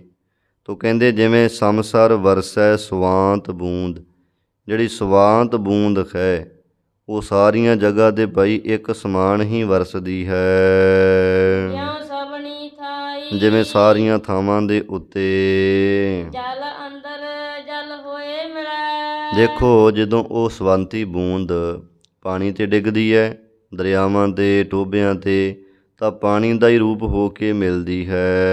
ਧਰਤੀ ਬਹੁ ਭਾਈ ਜੇ ਧਰਤੀ 'ਤੇ ਡਿੱਗੇ ਤਾਂ ਧਰਤੀ 'ਤੇ ਅਨੇਕਾਂ ਰੂਪਾਂ ਵਿੱਚ ਬਦਲ ਜਾਂਦੀ ਹੈ। ਪਾਣੀ ਵਿੱਚ ਤਾਂ ਪਾਣੀ ਰੂਪ ਹੈ ਇਕੱਲੀ, ਪਰ ਧਰਤੀ 'ਤੇ ਜਦੋਂ ਡਿੱਗਦੀ ਹੈ ਤਾਂ ਧਰਤੀ 'ਤੇ ਤਰ੍ਹਾਂ ਤਰ੍ਹਾਂ ਕਰਕੇ ਇਹਦੇ ਗੁਣ ਔਗਣ ਮੰਨੇ ਨੇ। ਕੀ ਕੀ ਗੁਣ ਔਗਣ ਹੈ ਉਹ ਦੱਸਦੇ ਹਨ। ਕਿਰਖ ਬਿਰਖ ਰਸ ਕਸ ਕਣੇ ਕਹਿੰਦੇ ਕਿੱਧਰੇ ਤਾਂ ਜਿਹੜੀ ਸਵੰਤੀ ਬੂੰਦ ਹੈ ਨਾ ਇਹ ਜਦੋਂ ਪੈਂਦੀ ਹੈ ਖੇਤੀਆਂ 'ਤੇ ਤਾਂ ਖੇਤੀਆਂ ਕਹਿੰਦੇ ਹਰੀਆਂ ਭਰੀਆਂ ਹੋ ਜਾਂਦੀਆਂ। ਬਿਰਖ ਰੁੱਖਾਂ 'ਤੇ ਪੈ ਜਾਵੇ ਤਾਂ ਕਹਿੰਦੇ ਜਿਹੜੇ ਰੁੱਖ ਹੈ ਉਹ ਫਲਾਂ ਦੇ ਨਾਲ ਭਰ ਜਾਂਦੇ ਨੇ। ਉਹਨਾਂ ਫਲਾਂ ਦੇ ਵਿੱਚ ਬਹੁਤਾ ਰਸ ਕਸ ਜਿਹੜੇ ਕਸੈਲੇ ਆਦਿਕ ਨੇ, ਖਿੱਚ ਆਦਿਕ ਹੈ ਉਹ ਭਰ ਜਾਂਦੀ, ਕਸ਼ਿਸ਼ ਭਰ ਜਾਂਦੀ ਹੈ। ਫਲ ਫੁੱਲ ਸੁਹਾਈ ਇਸੇ ਤਰ੍ਹਾਂ ਫਲ ਅਤੇ ਫੁੱਲ ਬੜੇ ਸੋਭਨੀਕ ਹੋ ਜਾਂਦੇ ਨੇ। ਜੇ ਰੁੱਖਾਂ ਬਿਰਖਾਂ 'ਤੇ ਪੈ ਜਾਵੇ, ਖੇਤੀ 'ਤੇ ਪੈ ਜਾਵੇ, ਇੱਦਾਂ ਫਲ ਫੁੱਲ ਭਾਈ ਬੜੇ ਕਹਿੰਦੇ ਭਰ ਜਾਂਦੇ ਨੇ। ਐਸਾ ਸਵਾਂਤ ਬੂੰਦ ਵਾਸਤੇ ਬਾਰੇ ਮੰਨਿਆ ਹੈ। ਕੇਲੇ ਵਿੱਚ ਕਪੂਰ ਹੋਏ ਕਹਿੰਦੇ ਜੇ ਕੇਲੇ 'ਤੇ ਪੈ ਜਾਵੇ ਸਵੰਤੀ ਬੂੰਦ ਤਾਂ ਕੇਲੇ ਦੇ ਵਿੱਚੋਂ ਕਪੂਰ ਪੈਦਾ ਕਰ ਦਿੰਦੀ ਹੈ, ਸੁਗੰਧੀ ਆਉਣ ਲੱਗ ਪੈਂਦੀ ਹੈ। ਸ਼ੀਤਲ ਸੁਖਦਾਈ ਇੱਦਾਂ ਭਾਈ ਬੜਾ ਉਹ ਪਦਾਰਥ ਜਿਹੜਾ ਕਪੂਰ ਹੈ ਠੰਡਾ ਅਤੇ ਬੜਾ ਸੁਖਦਾਈ ਮੰਨਿਆ ਹੋਇਆ ਹੈ। ਇੱਦਾਂ ਕਹਿੰਦੇ ਹੈ ਕਿ ਇਹ ਬੜਾ ਸ਼ੀਤਲ ਠੰਡਾ ਅਤੇ ਸੁਖਦਾਇਕ ਬਣ ਜਾਂਦਾ ਹੈ। ਮੋਤੀ ਹੋਵੇ ਸਿਪ ਮੁਹੈ ਅਤੇ ਜਿਹੜੀਆਂ ਸਿੱਪੀਆਂ ਹੁੰਦੀਆਂ ਨੇ ਦਰਿਆਵਾਂ ਸਮੁੰਦਰਾਂ ਦੇ ਵਿੱਚ, ਇੱਕ ਤਰ੍ਹਾਂ ਦਾ ਕਹਿ ਲਓ ਜੀਵ ਜਾਂ ਸਮੁੰਦਰੀ ਜੀਵ ਹੈ, ਅਤੇ ਜੇ ਉਹਦੇ ਮੂੰਹ ਦੇ ਵਿੱਚ ਪੈ ਜਾਵੇ ਸਵੰਤੀ ਬੂੰਦ ਤਾਂ ਕਹਿੰਦੇ ਉਹਦੇ ਅੰਦਰ ਮੋਤੀ ਬਣ ਜਾਂਦਾ ਹੈ। ਬਹੁ ਮੋਲ ਮੁਲਾਈ ਅਤੇ ਫਿਰ ਉਹ ਜਿਹੜਾ ਮੋਤੀ ਹੈ ਬੜੇ ਭਾਈ ਮੁੱਲ ਦਾ ਮਿਲਦਾ ਹੈ। ਉਹ ਗਾਂਹ ਅੱਗੇ ਬੜਾ ਕਹਿ ਲਓ ਕਿ ਉਹਦਾ ਮੁੱਲ ਪੈ ਜਾਂਦਾ ਹੈ। ਸਿਆਰ ਕੇ ਮੁਹੇ ਕਾਲ ਕੂਟ ਪਰ ਜੇ ਇਹੀ ਸਵੰਤੀ ਬੂੰਦ ਸੱਪ ਦੇ ਮੂੰਹ 'ਚ ਪੈ ਜਾਵੇ ਤਾਂ ਕਹਿੰਦੇ ਉੱਥੇ ਇਹ ਜ਼ਹਿਰ ਹੋਰ ਵਧਾ ਦਿੰਦੀ ਹੈ। ਇੰਨੀ ਜ਼ਿਆਦਾ ਇਹਦੇ ਅੰਦਰ ਜ਼ਹਿਰ ਵੱਧ ਜਾਂਦੀ ਹੈ, ਚਿਤਵੈ ਬੁਰਿਆਈ ਜਿਸ ਕਰਕੇ ਸੱਪ ਹਮੇਸ਼ਾ ਫਿਰ ਬੁਰਿਆਈ ਚਿਤਵਦਾ ਕਿ ਮੈਨੂੰ ਕੋਈ ਲੱਭੇ ਬੰਦਾ ਅਤੇ ਮੈਂ ਡੰਗ ਮਾਰਾਂ ਅਤੇ ਆਪਣੀ ਜ਼ਹਿਰ ਬਾਹਰ ਕੱਢਾਂ। ਥੋੜ੍ਹਾ ਜਿਹਾ ਇਸ ਪਾਸਿਓਂ ਮੈਨੂੰ ਕੁਝ ਸੰਤੋਖ ਮਿਲ ਜਾਵੇ, ਜ਼ਹਿਰ ਦੀ ਸੜਨ ਘਟ ਜਾਵੇ। ਕਹਿੰਦੇ ਇੱਦਾਂ ਦੇਖੋ ਹੈ ਤਾਂ ਸਵਾਂਤ ਬੂੰਦ ਹੀ ਸੀ। ਖੇਤੀਆਂ 'ਤੇ ਪਈ ਹਰੀਆਂ ਭਰੀਆਂ ਕਰ ਦਿੱਤੀਆਂ, ਫਲ ਫੁੱਲ ਐਂ ਭਰ ਗਏ ਰੁੱਖ ਜਿਹੜੇ ਸਨ। ਕੇਲੇ 'ਚ ਪੈ ਕੇ ਉਹਨੂੰ ਕਪੂਰ ਬਣਾ ਦਿੰਦੀ ਹੈ। ਤੇ ਕਪੂਰ ਬੜਾ ਸੁਗੰਧੀ ਵਾਲਾ ਜਿੱਥੇ ਪਦਾਰਥ ਹੈ ਉੱਥੇ ਤਰ੍ਹਾਂ ਤਰ੍ਹਾਂ ਦੀਆਂ ਦਵਾਈਆਂ ਵਿੱਚ ਵੀ ਪੈ ਜਾਂਦਾ। ਇੱਦਾਂ ਬੜਾ ਸੁਖਦਾਈ ਹੈ, ਠੰਡਾ ਮੰਨਿਆ ਹੈ। ਤੇ ਪਰ ਜੇ ਉਹੀ ਸਵੰਤੀ ਬੂੰਦ ਕਹਿੰਦੇ ਸੱਪ ਦੇ ਮੂੰਹ 'ਤੇ ਪੈ ਜਾਵੇ ਤਾਂ ਸੱਪ ਦੇ ਮੂੰਹ 'ਚ ਪੈਣੇ ਕਰਕੇ ਉਹ ਸਵੰਤੀ ਬੂੰਦ ਉਹਦੇ ਅੰਦਰ ਕਹਿੰਦੇ ਹੋਰ ਜ਼ਹਿਰ ਵਧਾ ਦਿੰਦੀ ਹੈ। ਸੱਪ ਦੇ ਅੰਦਰ ਜ਼ਹਿਰ ਵੱਧ ਜਾਂਦਾ ਸਗੋਂ ਜ਼ਿਆਦਾ। ਤੋ ਜ਼ਹਿਰ ਕਰਕੇ ਫਿਰ ਸੱਪ ਤੜਫਦਾ ਹੈ, ਫਿਰ ਖਿਆਲ ਕਰਦਾ ਕਿ ਮੈਂ ਹੁਣ ਇਹ ਡੰਗ ਕਿਸੇ ਨੂੰ ਮਾਰਾਂ, ਜਿਹਦੇ ਕਰਕੇ ਜਿਹੜੀ ਮੇਰੀ ਅੰਦਰਲੀ ਜ਼ਹਿਰ ਹੈ ਉਹ ਬਾਹਰ ਨਿਕਲੇ ਅਤੇ ਕੁਝ ਮੈਨੂੰ ਸ਼ਾਂਤੀ ਮਿਲੇ। ਕਹਿੰਦੇ ਇੱਦਾਂ ਇਹ ਬੁਰਿਆਈ ਚੇਤੇ ਕਰਦਾ ਹੈ ਸੱਪ। ਆਪੇ ਆਪ ਵਰਤਦਾ। ਗੱਲ ਕੀ ਭਾਈ, ਪ੍ਰਮਾਤਮਾ ਆਪ ਹੀ ਸਭ ਥਾਵਾਂ 'ਤੇ ਆਪਣਾ ਆਪ ਰੂਪ ਹੋ ਕੇ ਵਰਤਦਾ ਹੈ। ਸਤ ਸੰਗ ਸੁਭਾਈ। ਹਾਂ, ਸਤ ਸੰਗਤ ਦੇ ਵਿੱਚ ਸੁਭਾਵਿਕ ਹੀ ਉਹਦਾ ਪ੍ਰਕਾਸ਼ ਹੈ। ਜਾਂ ਇਸੇ ਤਰ੍ਹਾਂ ਦੂਜਾ ਅਰਥ ਉਹਦੇ ਦੁਆਰਾ ਸਮਝਾਉਂਦੇ ਹਨ। ਸੰਸਰ ਵਰਸ ਸਵੰਤ ਬੂੰਦ। ਦੇਖੋ ਭਾਈ, ਸਵੰਤੀ ਬੂੰਦ ਦੀ ਨਿਆਈ ਪ੍ਰਮਾਤਮਾ ਆਪ ਹੈ। ਜਿਵੇਂ ਕਹਿੰਦੇ ਹੈ ਕਿ ਬੱਦਲ ਜਦੋਂ ਚੜ੍ਹਦੇ ਹੈ ਉਦੋਂ ਸਵੰਤੀ ਬੂੰਦ ਆ ਕੇ ਡਿੱਗਦੀ ਹੈ, ਪਰ ਪ੍ਰਮਾਤਮਾ ਸਭ ਸਮਿਆਂ ਵਿੱਚ ਸਾਰੀਆਂ ਥਾਵਾਂ ਵਿੱਚ ਇੱਕ ਸਮਾਨ ਹੋ ਕੇ ਵਰਤ ਰਿਹਾ ਹੈ। ਜ਼ਮੀਨ ਜਮਾਂ ਕੇ ਬਿਖੈ ਸਮਸਤ ਏਕ ਜੋਤ ਹੈ, ਨਾ ਘਾਟ ਹੈ ਨਾ ਬਾੜ ਹੈ, ਨਾ ਘਾਟ ਬਾੜ ਹੋਤ ਹੈ। ਚਾਹੇ ਸਾਰੀਆਂ ਪਹਾੜੀਆਂ ਨੇ, ਚਾਹੇ ਡੂੰਘੀਆਂ ਖੱਡਾਂ ਨੇ, ਚਾਹੇ ਮਨੁੱਖ ਹੈ ਅਤੇ ਚਾਹੇ ਕੋਈ ਪਸ਼ੂ, ਚਾਹੇ ਕੋਈ ਕੀੜਾ ਹੈ, ਉਹ ਪਰਮਾਤਮਾ ਸਾਰੀਆਂ ਥਾਵਾਂ ਦੇ ਵਿੱਚ ਭਾਈ ਇੱਕ ਸਮਾਨ ਰੂਪ ਹੋ ਕਰਕੇ ਹੀ ਵਿਆਪਕ ਹੋ ਰਿਹਾ ਹੈ। ਆ ਜਿਵੇਂ ਆਪਾਂ ਲਾਈਟ ਬਾਲੀ ਹੋਈ ਹੈ ਨਾ, ਸਾਰੇ ਅੰਦਰ ਇੱਕ ਤਰ੍ਹਾਂ ਕਰਕੇ ਹੀ ਉਹ ਚਾਨਣ ਕਰਦੀ ਪਈ ਹੈ ਨਾ, ਜਿੱਥੇ ਜਿੱਥੇ ਵੀ ਚਾਨਣ ਹੈ। ਉਹ ਇਸ ਤਰੀਕੇ ਦੇ ਨਾਲ ਪਰਮਾਤਮਾ ਪ੍ਰਕਾਸ਼ ਰੂਪ ਹੈ, ਸਭ ਥਾਵਾਂ ਉੱਤੇ ਇੱਕ ਸਮਾਨ ਹੀ ਉਹ ਪ੍ਰਕਾਸ਼ ਕਰ ਰਿਹਾ ਹੈ। ਦੱਸਦੇ ਹੈ ਵੀ ਸਵੰਤੀ ਬੂੰਦ ਦੀ ਨਿਆਈ ਭਾਈ ਉਹ ਸਭ ਥਾਵਾਂ ਦੇ ਉੱਤੇ ਇੱਕ ਸਮਾਨ ਹੀ ਵਰਸ ਰਿਹਾ ਹੈ। ਜਿਉ ਸਭਨੀ ਥਾਈ। ਜਿਵੇਂ ਸਾਰੀਆਂ ਥਾਵਾਂ ਦੇ ਉੱਤੇ ਹੀ ਪ੍ਰਮਾਤਮਾ ਵਿਆਪਕ ਹੈ, ਉੱਚੀਆਂ ਨੀਵੀਆਂ ਸਭ ਥਾਵਾਂ 'ਤੇ। ਉੱਚੇ ਨੀਵੇਂ ਸੁਭਾਅ ਵਾਲੇ ਮਨੁੱਖਾਂ ਅੰਦਰ ਵੀ, ਜੇ ਕਿਸੇ ਮਨੁੱਖ ਦਾ ਸੁਭਾਅ ਉੱਚਾ ਹੈ, ਭਾਵ ਬੜਾ ਸੱਚਾ ਸੁੱਚਾ ਹੈ, ਉਹਦੇ ਅੰਦਰ ਵੀ ਰੱਬ ਹੈ। ਕਿਸੇ ਮਨੁੱਖ ਦਾ ਸੁਭਾਅ ਬੜਾ ਨੀਵੇਂ ਪੱਧਰ ਵਾਲਾ, ਬੜਾ ਨੀਚ ਹੈ, ਉਹਦੇ ਅੰਦਰ ਵੀ ਪਰਮਾਤਮਾ ਵਰਤ ਰਿਹਾ ਹੈ। ਇਹ ਬ੍ਰਹਮ ਦ੍ਰਿਸ਼ਟੀ ਹੈ। ਬ੍ਰਹਮ ਦ੍ਰਿਸ਼ਟੀ ਦੇ ਨਾਲ ਜਦੋਂ ਦੇਖੀਏ ਤਾਂ ਭਾਈ ਉੱਚੇ ਨੀਵੇਂ ਸਭ ਥਾਵਾਂ 'ਤੇ ਪਰਮਾਤਮਾ ਹੈ। ਜਲ ਅੰਦਰ ਜਲ ਹੋਏ ਮਿਲੈ। ਹਾਂ, ਪਰਮਾਤਮਾ ਜਿਹੜਾ ਭਾਈ ਬੁੱਧ ਰੂਪੀ ਧਰਤੀ ਦੇ ਵਿੱਚ, ਜਾਂ ਇਹ ਕਹਿ ਲਓ ਜਲ ਰੂਪ, ਜਿੱਥੇ ਤਾਂ ਪ੍ਰੇਮ ਹੈ, ਪ੍ਰੇਮ ਦਾ ਜਲ ਹੈ ਜਿਸ ਹਿਰਦੇ ਦੇ ਅੰਦਰ, ਉੱਥੇ ਤਾਂ ਪਰਮਾਤਮਾ ਪ੍ਰੇਮ ਰੂਪ ਹੋ ਕੇ ਮਿਲਿਆ ਹੈ। ਧਰਤੀ ਬਹੁ ਭਾਈ। ਤੇ ਜਿਹੜੀ ਧਰਤੀ ਹੈ ਭਾਵ ਬੁੱਧ ਹੈ, ਬੁੱਧ ਦੇ ਅੰਦਰ ਅਨੇਕਾਂ ਰੂਪ ਹੋ ਕੇ ਮਿਲਿਆ ਹੋਇਆ ਹੈ ਪਰਮਾਤਮਾ। ਬਿਰਖ ਬਿਰਖ ਰਸ ਕਸ ਕਣੇ। ਫਿਰ ਭਾਈ ਸ਼ੁਭ ਗੁਣਾਂ ਦੀ ਖੇਤੀ ਪੈਦਾ ਹੋ ਜਾਂਦੀ ਹੈ। ਜਿੱਥੇ ਪਰਮਾਤਮਾ ਅੰਦਰ ਵਸਿਆ ਹੋਇਆ ਹੋਵੇ ਤਾਂ ਉੱਥੇ ਹੀ ਇਸੇ ਤਰ੍ਹਾਂ ਜਦੋਂ ਗੁਰੂ ਦੀ ਸਵੰਤੀ ਬੂੰਦ, ਗੁਰੂ ਉਪਦੇਸ਼ ਰੂਪੀ ਸਵੰਤੀ ਬੂੰਦ ਸਿੱਖ ਦੇ ਹਿਰਦੇ ਦੇ ਵਿੱਚ ਜਾ ਕੇ ਸਮਾਉਂਦੀ ਹੈ ਤਾਂ ਉੱਥੇ ਭਾਈ ਅਨੇਕਾਂ ਤਰ੍ਹਾਂ ਕਰਕੇ ਗੁਣਾਂ ਦੇ ਰੁੱਖ ਪੈਦਾ ਹੋ ਜਾਂਦੇ ਹਨ। ਫਿਰ ਫਲ ਫੁੱਲ ਸੁਹਾਈ, ਇਸੇ ਤਰ੍ਹਾਂ ਫਲ ਬ੍ਰਹਮ ਗਿਆਨ ਦਾ ਫਲ ਹੈ, ਧਰਮ ਆਦਿਕ ਦੇ ਫੁੱਲ ਨੇ, ਇਹ ਸੋਭਨੀਕ ਹੋ ਜਾਂਦੇ ਨੇ। ਇੱਦਾਂ ਭਾਈ ਜਗਿਆਸੂ ਦਾ ਜੀਵਨ ਸੁਹਾਵਣਾ ਬਣ ਜਾਂਦਾ ਹੈ। ਕੇਲੇ ਵਿੱਚ ਕਪੂਰ ਹੋਏ। ਜਿਹੜਾ ਕੇਲਾ ਉੱਥੇ ਸਵੰਤੀ ਬੂੰਦ ਡਿੱਗੇ ਤੇ ਕਪੂਰ ਹੋ ਜਾਂਦਾ। ਇੱਦਾਂ ਹੀ ਭਾਈ ਕਹਿ ਲਓ ਕਿ ਜੋ ਕੇਲੇ ਦੀ ਨਿਆਈ ਉੱਤਮ ਅਧਿਕਾਰੀ ਹੈ, ਉਹਦੇ ਹਿਰਦੇ ਦੇ ਅੰਦਰ ਜਦੋਂ ਗੁਰੂ ਦੇ ਉਪਦੇਸ਼ ਰੂਪੀ ਜਾਂ ਪ੍ਰਮਾਤਮਾ ਦੇ ਨਾਮ ਰੂਪੀ ਸਵੰਤੀ ਬੂੰਦ ਡਿੱਗੇ ਤਾਂ ਉੱਥੇ ਭਾਈ ਜਿਹੜਾ ਹੈ ਪ੍ਰਮਾਤਮਾ ਦਾ ਨਾਮ, ਉਹ ਕਹਿ ਲਓ ਕਿ ਇਹ ਪ੍ਰੇਮ ਰੂਪੀ ਜਾਂ ਵਿਰਾਗ ਰੂਪੀ ਜਾਂ ਮਹਾਵਾਕਾਂ ਰੂਪੀ ਇਹ ਕਪੂਰ ਪੈਦਾ ਕਰ ਦਿੰਦਾ ਹੈ, ਸੀਤਲ ਸੁਖਦਾਈ। ਜੋ ਹਿਰਦੇ ਦੇ ਅੰਦਰ ਬੜਾ ਠੰਡਾ ਅਤੇ ਸੀਤਲ ਅਤੇ ਸੁਖਦਾਇਕ ਹੈ, ਭਾਵ ਹਿਰਦੇ ਨੂੰ ਸ਼ਾਂਤ ਕਰ ਦਿੰਦਾ ਹੈ। ਵਾਹਿਗੁਰੂ ਦਾ ਨਾਮ ਜਾਂ ਗੁਰੂ ਦਾ ਉਪਦੇਸ਼। ਮੋਤੀ ਹੋਵੈ ਸਿਪ ਮੂਹੇ। ਜਿਵੇਂ ਸਵੰਤੀ ਬੂੰਦ ਸਿੱਪ ਦੇ ਮੂੰਹ 'ਚ ਡਿੱਗੇ ਤੇ ਉੱਥੇ ਮੋਤੀ ਕਹਿੰਦੇ ਬਣ ਜਾਂਦਾ ਹੈ। ਅੱਜ ਕੱਲ੍ਹ ਤਾਂ ਇਹਨਾਂ ਦੀ ਕਈ ਲੋਕ ਖੇਤੀ ਵੀ ਕਰਦੇ ਆ ਸਿੱਪਾਂ ਦੀ, ਸਮੁੰਦਰ ਵਿੱਚੋਂ ਫੜ ਲਿਆਉਂਦੇ ਹੈ ਅਤੇ ਹੁਣ ਆਪਣੇ ਤਰੀਕੇ ਦੇ ਨਾਲ ਵਿੱਚੋਂ ਮੋਤੀ ਪੈਦਾ ਕਰਦੇ ਨੇ। ਪਰ ਜਿਹੜਾ ਕੁਦਰਤੀ ਤੌਰ 'ਤੇ ਮੋਤੀ ਬਣਦਾ, ਉਹ ਮੰਨਿਆ ਹੈ ਕਿ ਜਿਹੜੀ ਸਿਪ ਹੁੰਦੀ ਹੈ ਨਾ, ਸਮੁੰਦਰੀ ਜੀਵ ਇੱਕ ਤਰ੍ਹਾਂ ਦਾ ਏ, ਮੱਛੀ ਦੀ ਕਿਸਮ ਹੀ ਕਹਿ ਰਹੀਏ ਆਪਾਂ, ਇਹ ਸਮੁੰਦਰ ਦੇ ਕਿਨਾਰਿਆਂ 'ਤੇ ਕੰਢਿਆਂ 'ਤੇ ਤੈਰਦਾ ਹੈ। ਮੂੰਹ ਇਹਨੇ ਕਹਿੰਦੇ ਐਂ ਖੋਲ੍ਹਿਆ ਹੁੰਦਾ। ਜਦੋਂ ਇਹਦੇ ਮੂੰਹ ਦੇ ਵਿੱਚ ਸਵੰਤੀ ਬੂੰਦ ਡਿੱਗਦੀ ਹੈ ਤਾਂ ਇਹ ਸਿਪ ਸਮੁੰਦਰ ਦੇ ਵਿੱਚ ਚਲੀ ਜਾਂਦੀ, ਫਿਰ ਇਹਦੇ ਅੰਦਰ ਉਹ ਮੋਤੀ ਪੈਦਾ ਹੋ ਜਾਂਦਾ ਹੈ, ਇਹ ਮੰਨਿਆ ਜਾਂਦਾ ਹੈ। ਇਸੇ ਤਰ੍ਹਾਂ ਭਾਈ ਮੋਤੀ ਹੋਵੇ ਸਿਪ ਮੋਹੇ, ਅਤੇ ਜਿਹੜਾ ਉੱਤਮ ਅਧਿਕਾਰੀ ਹੈ ਜਗਿਆਸੂ ਹੈ, ਜਿਹਦੀ ਬੁੱਧ ਬੜੀ ਉੱਤਮ ਹੈ ਸਿੱਪੀ ਦੇ ਵਰਗੀ, ਇਹ ਪਦਾਰਥਾਂ ਰੂਪੀ ਪਾਣੀ ਦੇ ਉੱਪਰ ਤੈਰ ਰਹੀ ਹੈ, ਵਿੱਚ ਨਹੀਂ ਡੁੱਬੀ ਹੋਈ ਹੈ। ਉਹਦੇ ਮੂੰਹ ਦੇ ਵਿੱਚ ਜਦੋਂ ਪ੍ਰਮਾਤਮਾ ਦੇ ਨਾਮ ਰੂਪੀ ਜਾਂ ਗੁਰੂ ਦੇ ਉਪਦੇਸ਼ ਰੂਪੀ ਸਵੰਤੀ ਬੂੰਦ ਆ ਕੇ ਪੈਂਦੀ ਹੈ, ਬਹੁ ਮੋਲ ਮਲਾਈ। ਅਤੇ ਉੱਥੇ ਭਾਈ ਕਹਿ ਲਓ ਅੰਦਰ ਗਿਆਨ ਰੂਪੀ ਮੋਤੀ ਪੈਦਾ ਹੋ ਜਾਂਦਾ ਹੈ। ਜਿਹੜਾ ਗਿਆਨ ਬੜਾ ਭਾਈ ਮੁੱਲ ਉਹਦਾ ਕੋਈ ਕੀਤਾ ਜਾ ਨਹੀਂ ਸਕਦਾ, ਬੜਾ ਬੇਕੀਮਤਾ ਹੋ ਜਾਂਦਾ ਹੈ। ਵਿਸਿਆਰ ਕੇ ਮੂੰਹ ਕਾਲ ਕੂਟ।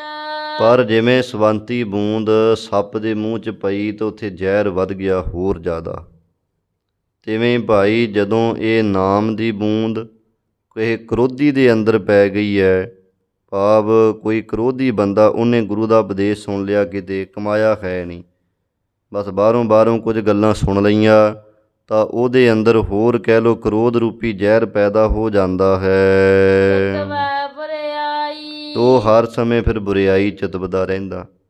ਭਾਵ ਉਪਦੇਸ਼ ਤਾਂ ਉਹਨੇ ਵੀ ਸੁਣਿਆ ਗੁਰੂ ਦਾ, ਪਰ ਅੰਦਰ ਜਿਹੜੀ ਧਰਤੀ ਸੀ ਸਾਧ ਸੰਗਤ ਜੀ, ਉਹ ਠੀਕ ਨਹੀਂ ਸੀ। ਅੰਦਰ ਉਹਦਾ ਸੁਭਾਅ ਜਿਹੜਾ ਜ਼ਹਿਰ ਸੱਪ ਵਰਗਾ ਸੀ। ਕਹਿ ਲਓ ਕਿ ਦੁੱਧ ਇੱਕ ਸੰਗਤ ਜੀ ਬੱਚੇ ਨੇ ਪੀਤਾ ਹੈ, ਉਹਦੇ ਲਈ ਤਾਕਤਵਰ ਹੈ, ਜਾਂ ਪਹਿਲਵਾਨ ਨੂੰ ਪਿਆਓ ਦੁੱਧ ਅਤੇ ਉਹਦੇ ਵਿੱਚ ਤਾਕਤ ਭਰਦੀ ਹੈ, ਕੁਸ਼ਤੀ ਲੜਦਾ ਹੈ। ਪਰ ਜੇਕਰ ਸੱਪ ਨੂੰ ਪਿਲਾ ਦਈਏ ਤਾਂ ਸੱਪ ਦੇ ਅੰਦਰ ਤਾਂ ਜ਼ਹਿਰ ਹੀ ਵਧਣੀ ਨਾ, ਸੱਪੇ ਦੁੱਧ ਪਿਲਾਈਏ ਅੰਦਰ ਵਿਸ ਨਿਕੋਰ, ਨਿਰੀ ਅੰਦਰ ਕਹਿੰਦੇ ਜ਼ਹਿਰ ਹੀ ਜ਼ਹਿਰ ਵਧਣੀ ਹੈ, ਹੋਰ ਕੁਝ ਨਹੀਂ। ਤਿਵੇਂ ਭਾਈ ਜਿਹੜਾ ਗੁਰਬਾਣੀ ਦਾ ਉਪਦੇਸ਼ ਹੈ, ਵਾਹਿਗੁਰੂ ਪਰਮਾਤਮਾ ਦਾ ਭਾਵ ਭਗਤੀ ਦਾ ਉਪਦੇਸ਼ ਹੈ ਤਾਂ ਇਹ ਦੁੱਧ ਦੀ ਨਿਆਈ ਬੜਾ ਅਮੋਲਕ ਪਦਾਰਥ ਹੈ। ਪਰ ਜਿਨ੍ਹਾਂ ਦੇ ਮਨ ਸੱਪ ਵਰਗੇ ਨੇ, ਕਰੋਧੀ ਹੈ, ਉਹਨਾਂ ਦੇ ਅੰਦਰ ਹੋਰ ਜ਼ਹਿਰ ਹੀ ਭਰ ਜਾਂਦੀ। ਉਹ ਬਾਣੀ ਪੜ੍ਹ ਕੇ ਵੀ ਐਂ ਜ਼ਹਿਰ ਨਾਲ ਹੀ ਭਰੇ ਫਿਰਦੇ ਹਨ, ਇੱਕ ਦੂਜੇ ਨੂੰ ਹੋਰ ਹੀ ਤਰ੍ਹਾਂ ਦੀਆਂ ਕਹਿ ਲਓ ਬਚਨ ਬੋਲਦੇ ਹਨ, ਇਹੋ ਜਿਹੇ ਉਹਨਾਂ ਦੇ ਸੁਭਾਅ ਬਣ ਜਾਂਦੇ ਹਨ। ਪਰ ਜਿਨ੍ਹਾਂ ਦੇ ਸੁਭਾਅ ਭਾਈ ਕਹਿ ਲਓ ਕਿ ਮਨ ਜਿਹੜੇ ਨੇ ਤਕੜੇ ਹੈ, ਭਾਵ ਭਗਤੀ ਵਾਲੇ ਪਾਸੇ ਨੂੰ ਜੁੜੇ ਹੋਏ ਹੈ, ਸੇਵਾ ਕਰਦੇ ਹੈ, ਉਹਨਾਂ ਅੰਦਰੇ ਨਾਮ ਅਤੇ ਉਪਦੇਸ਼ ਬੜੀਆਂ ਲਹਿਰਾਂ ਬਹਿਰਾਂ ਲੈ ਆਉਂਦਾ ਹੈ।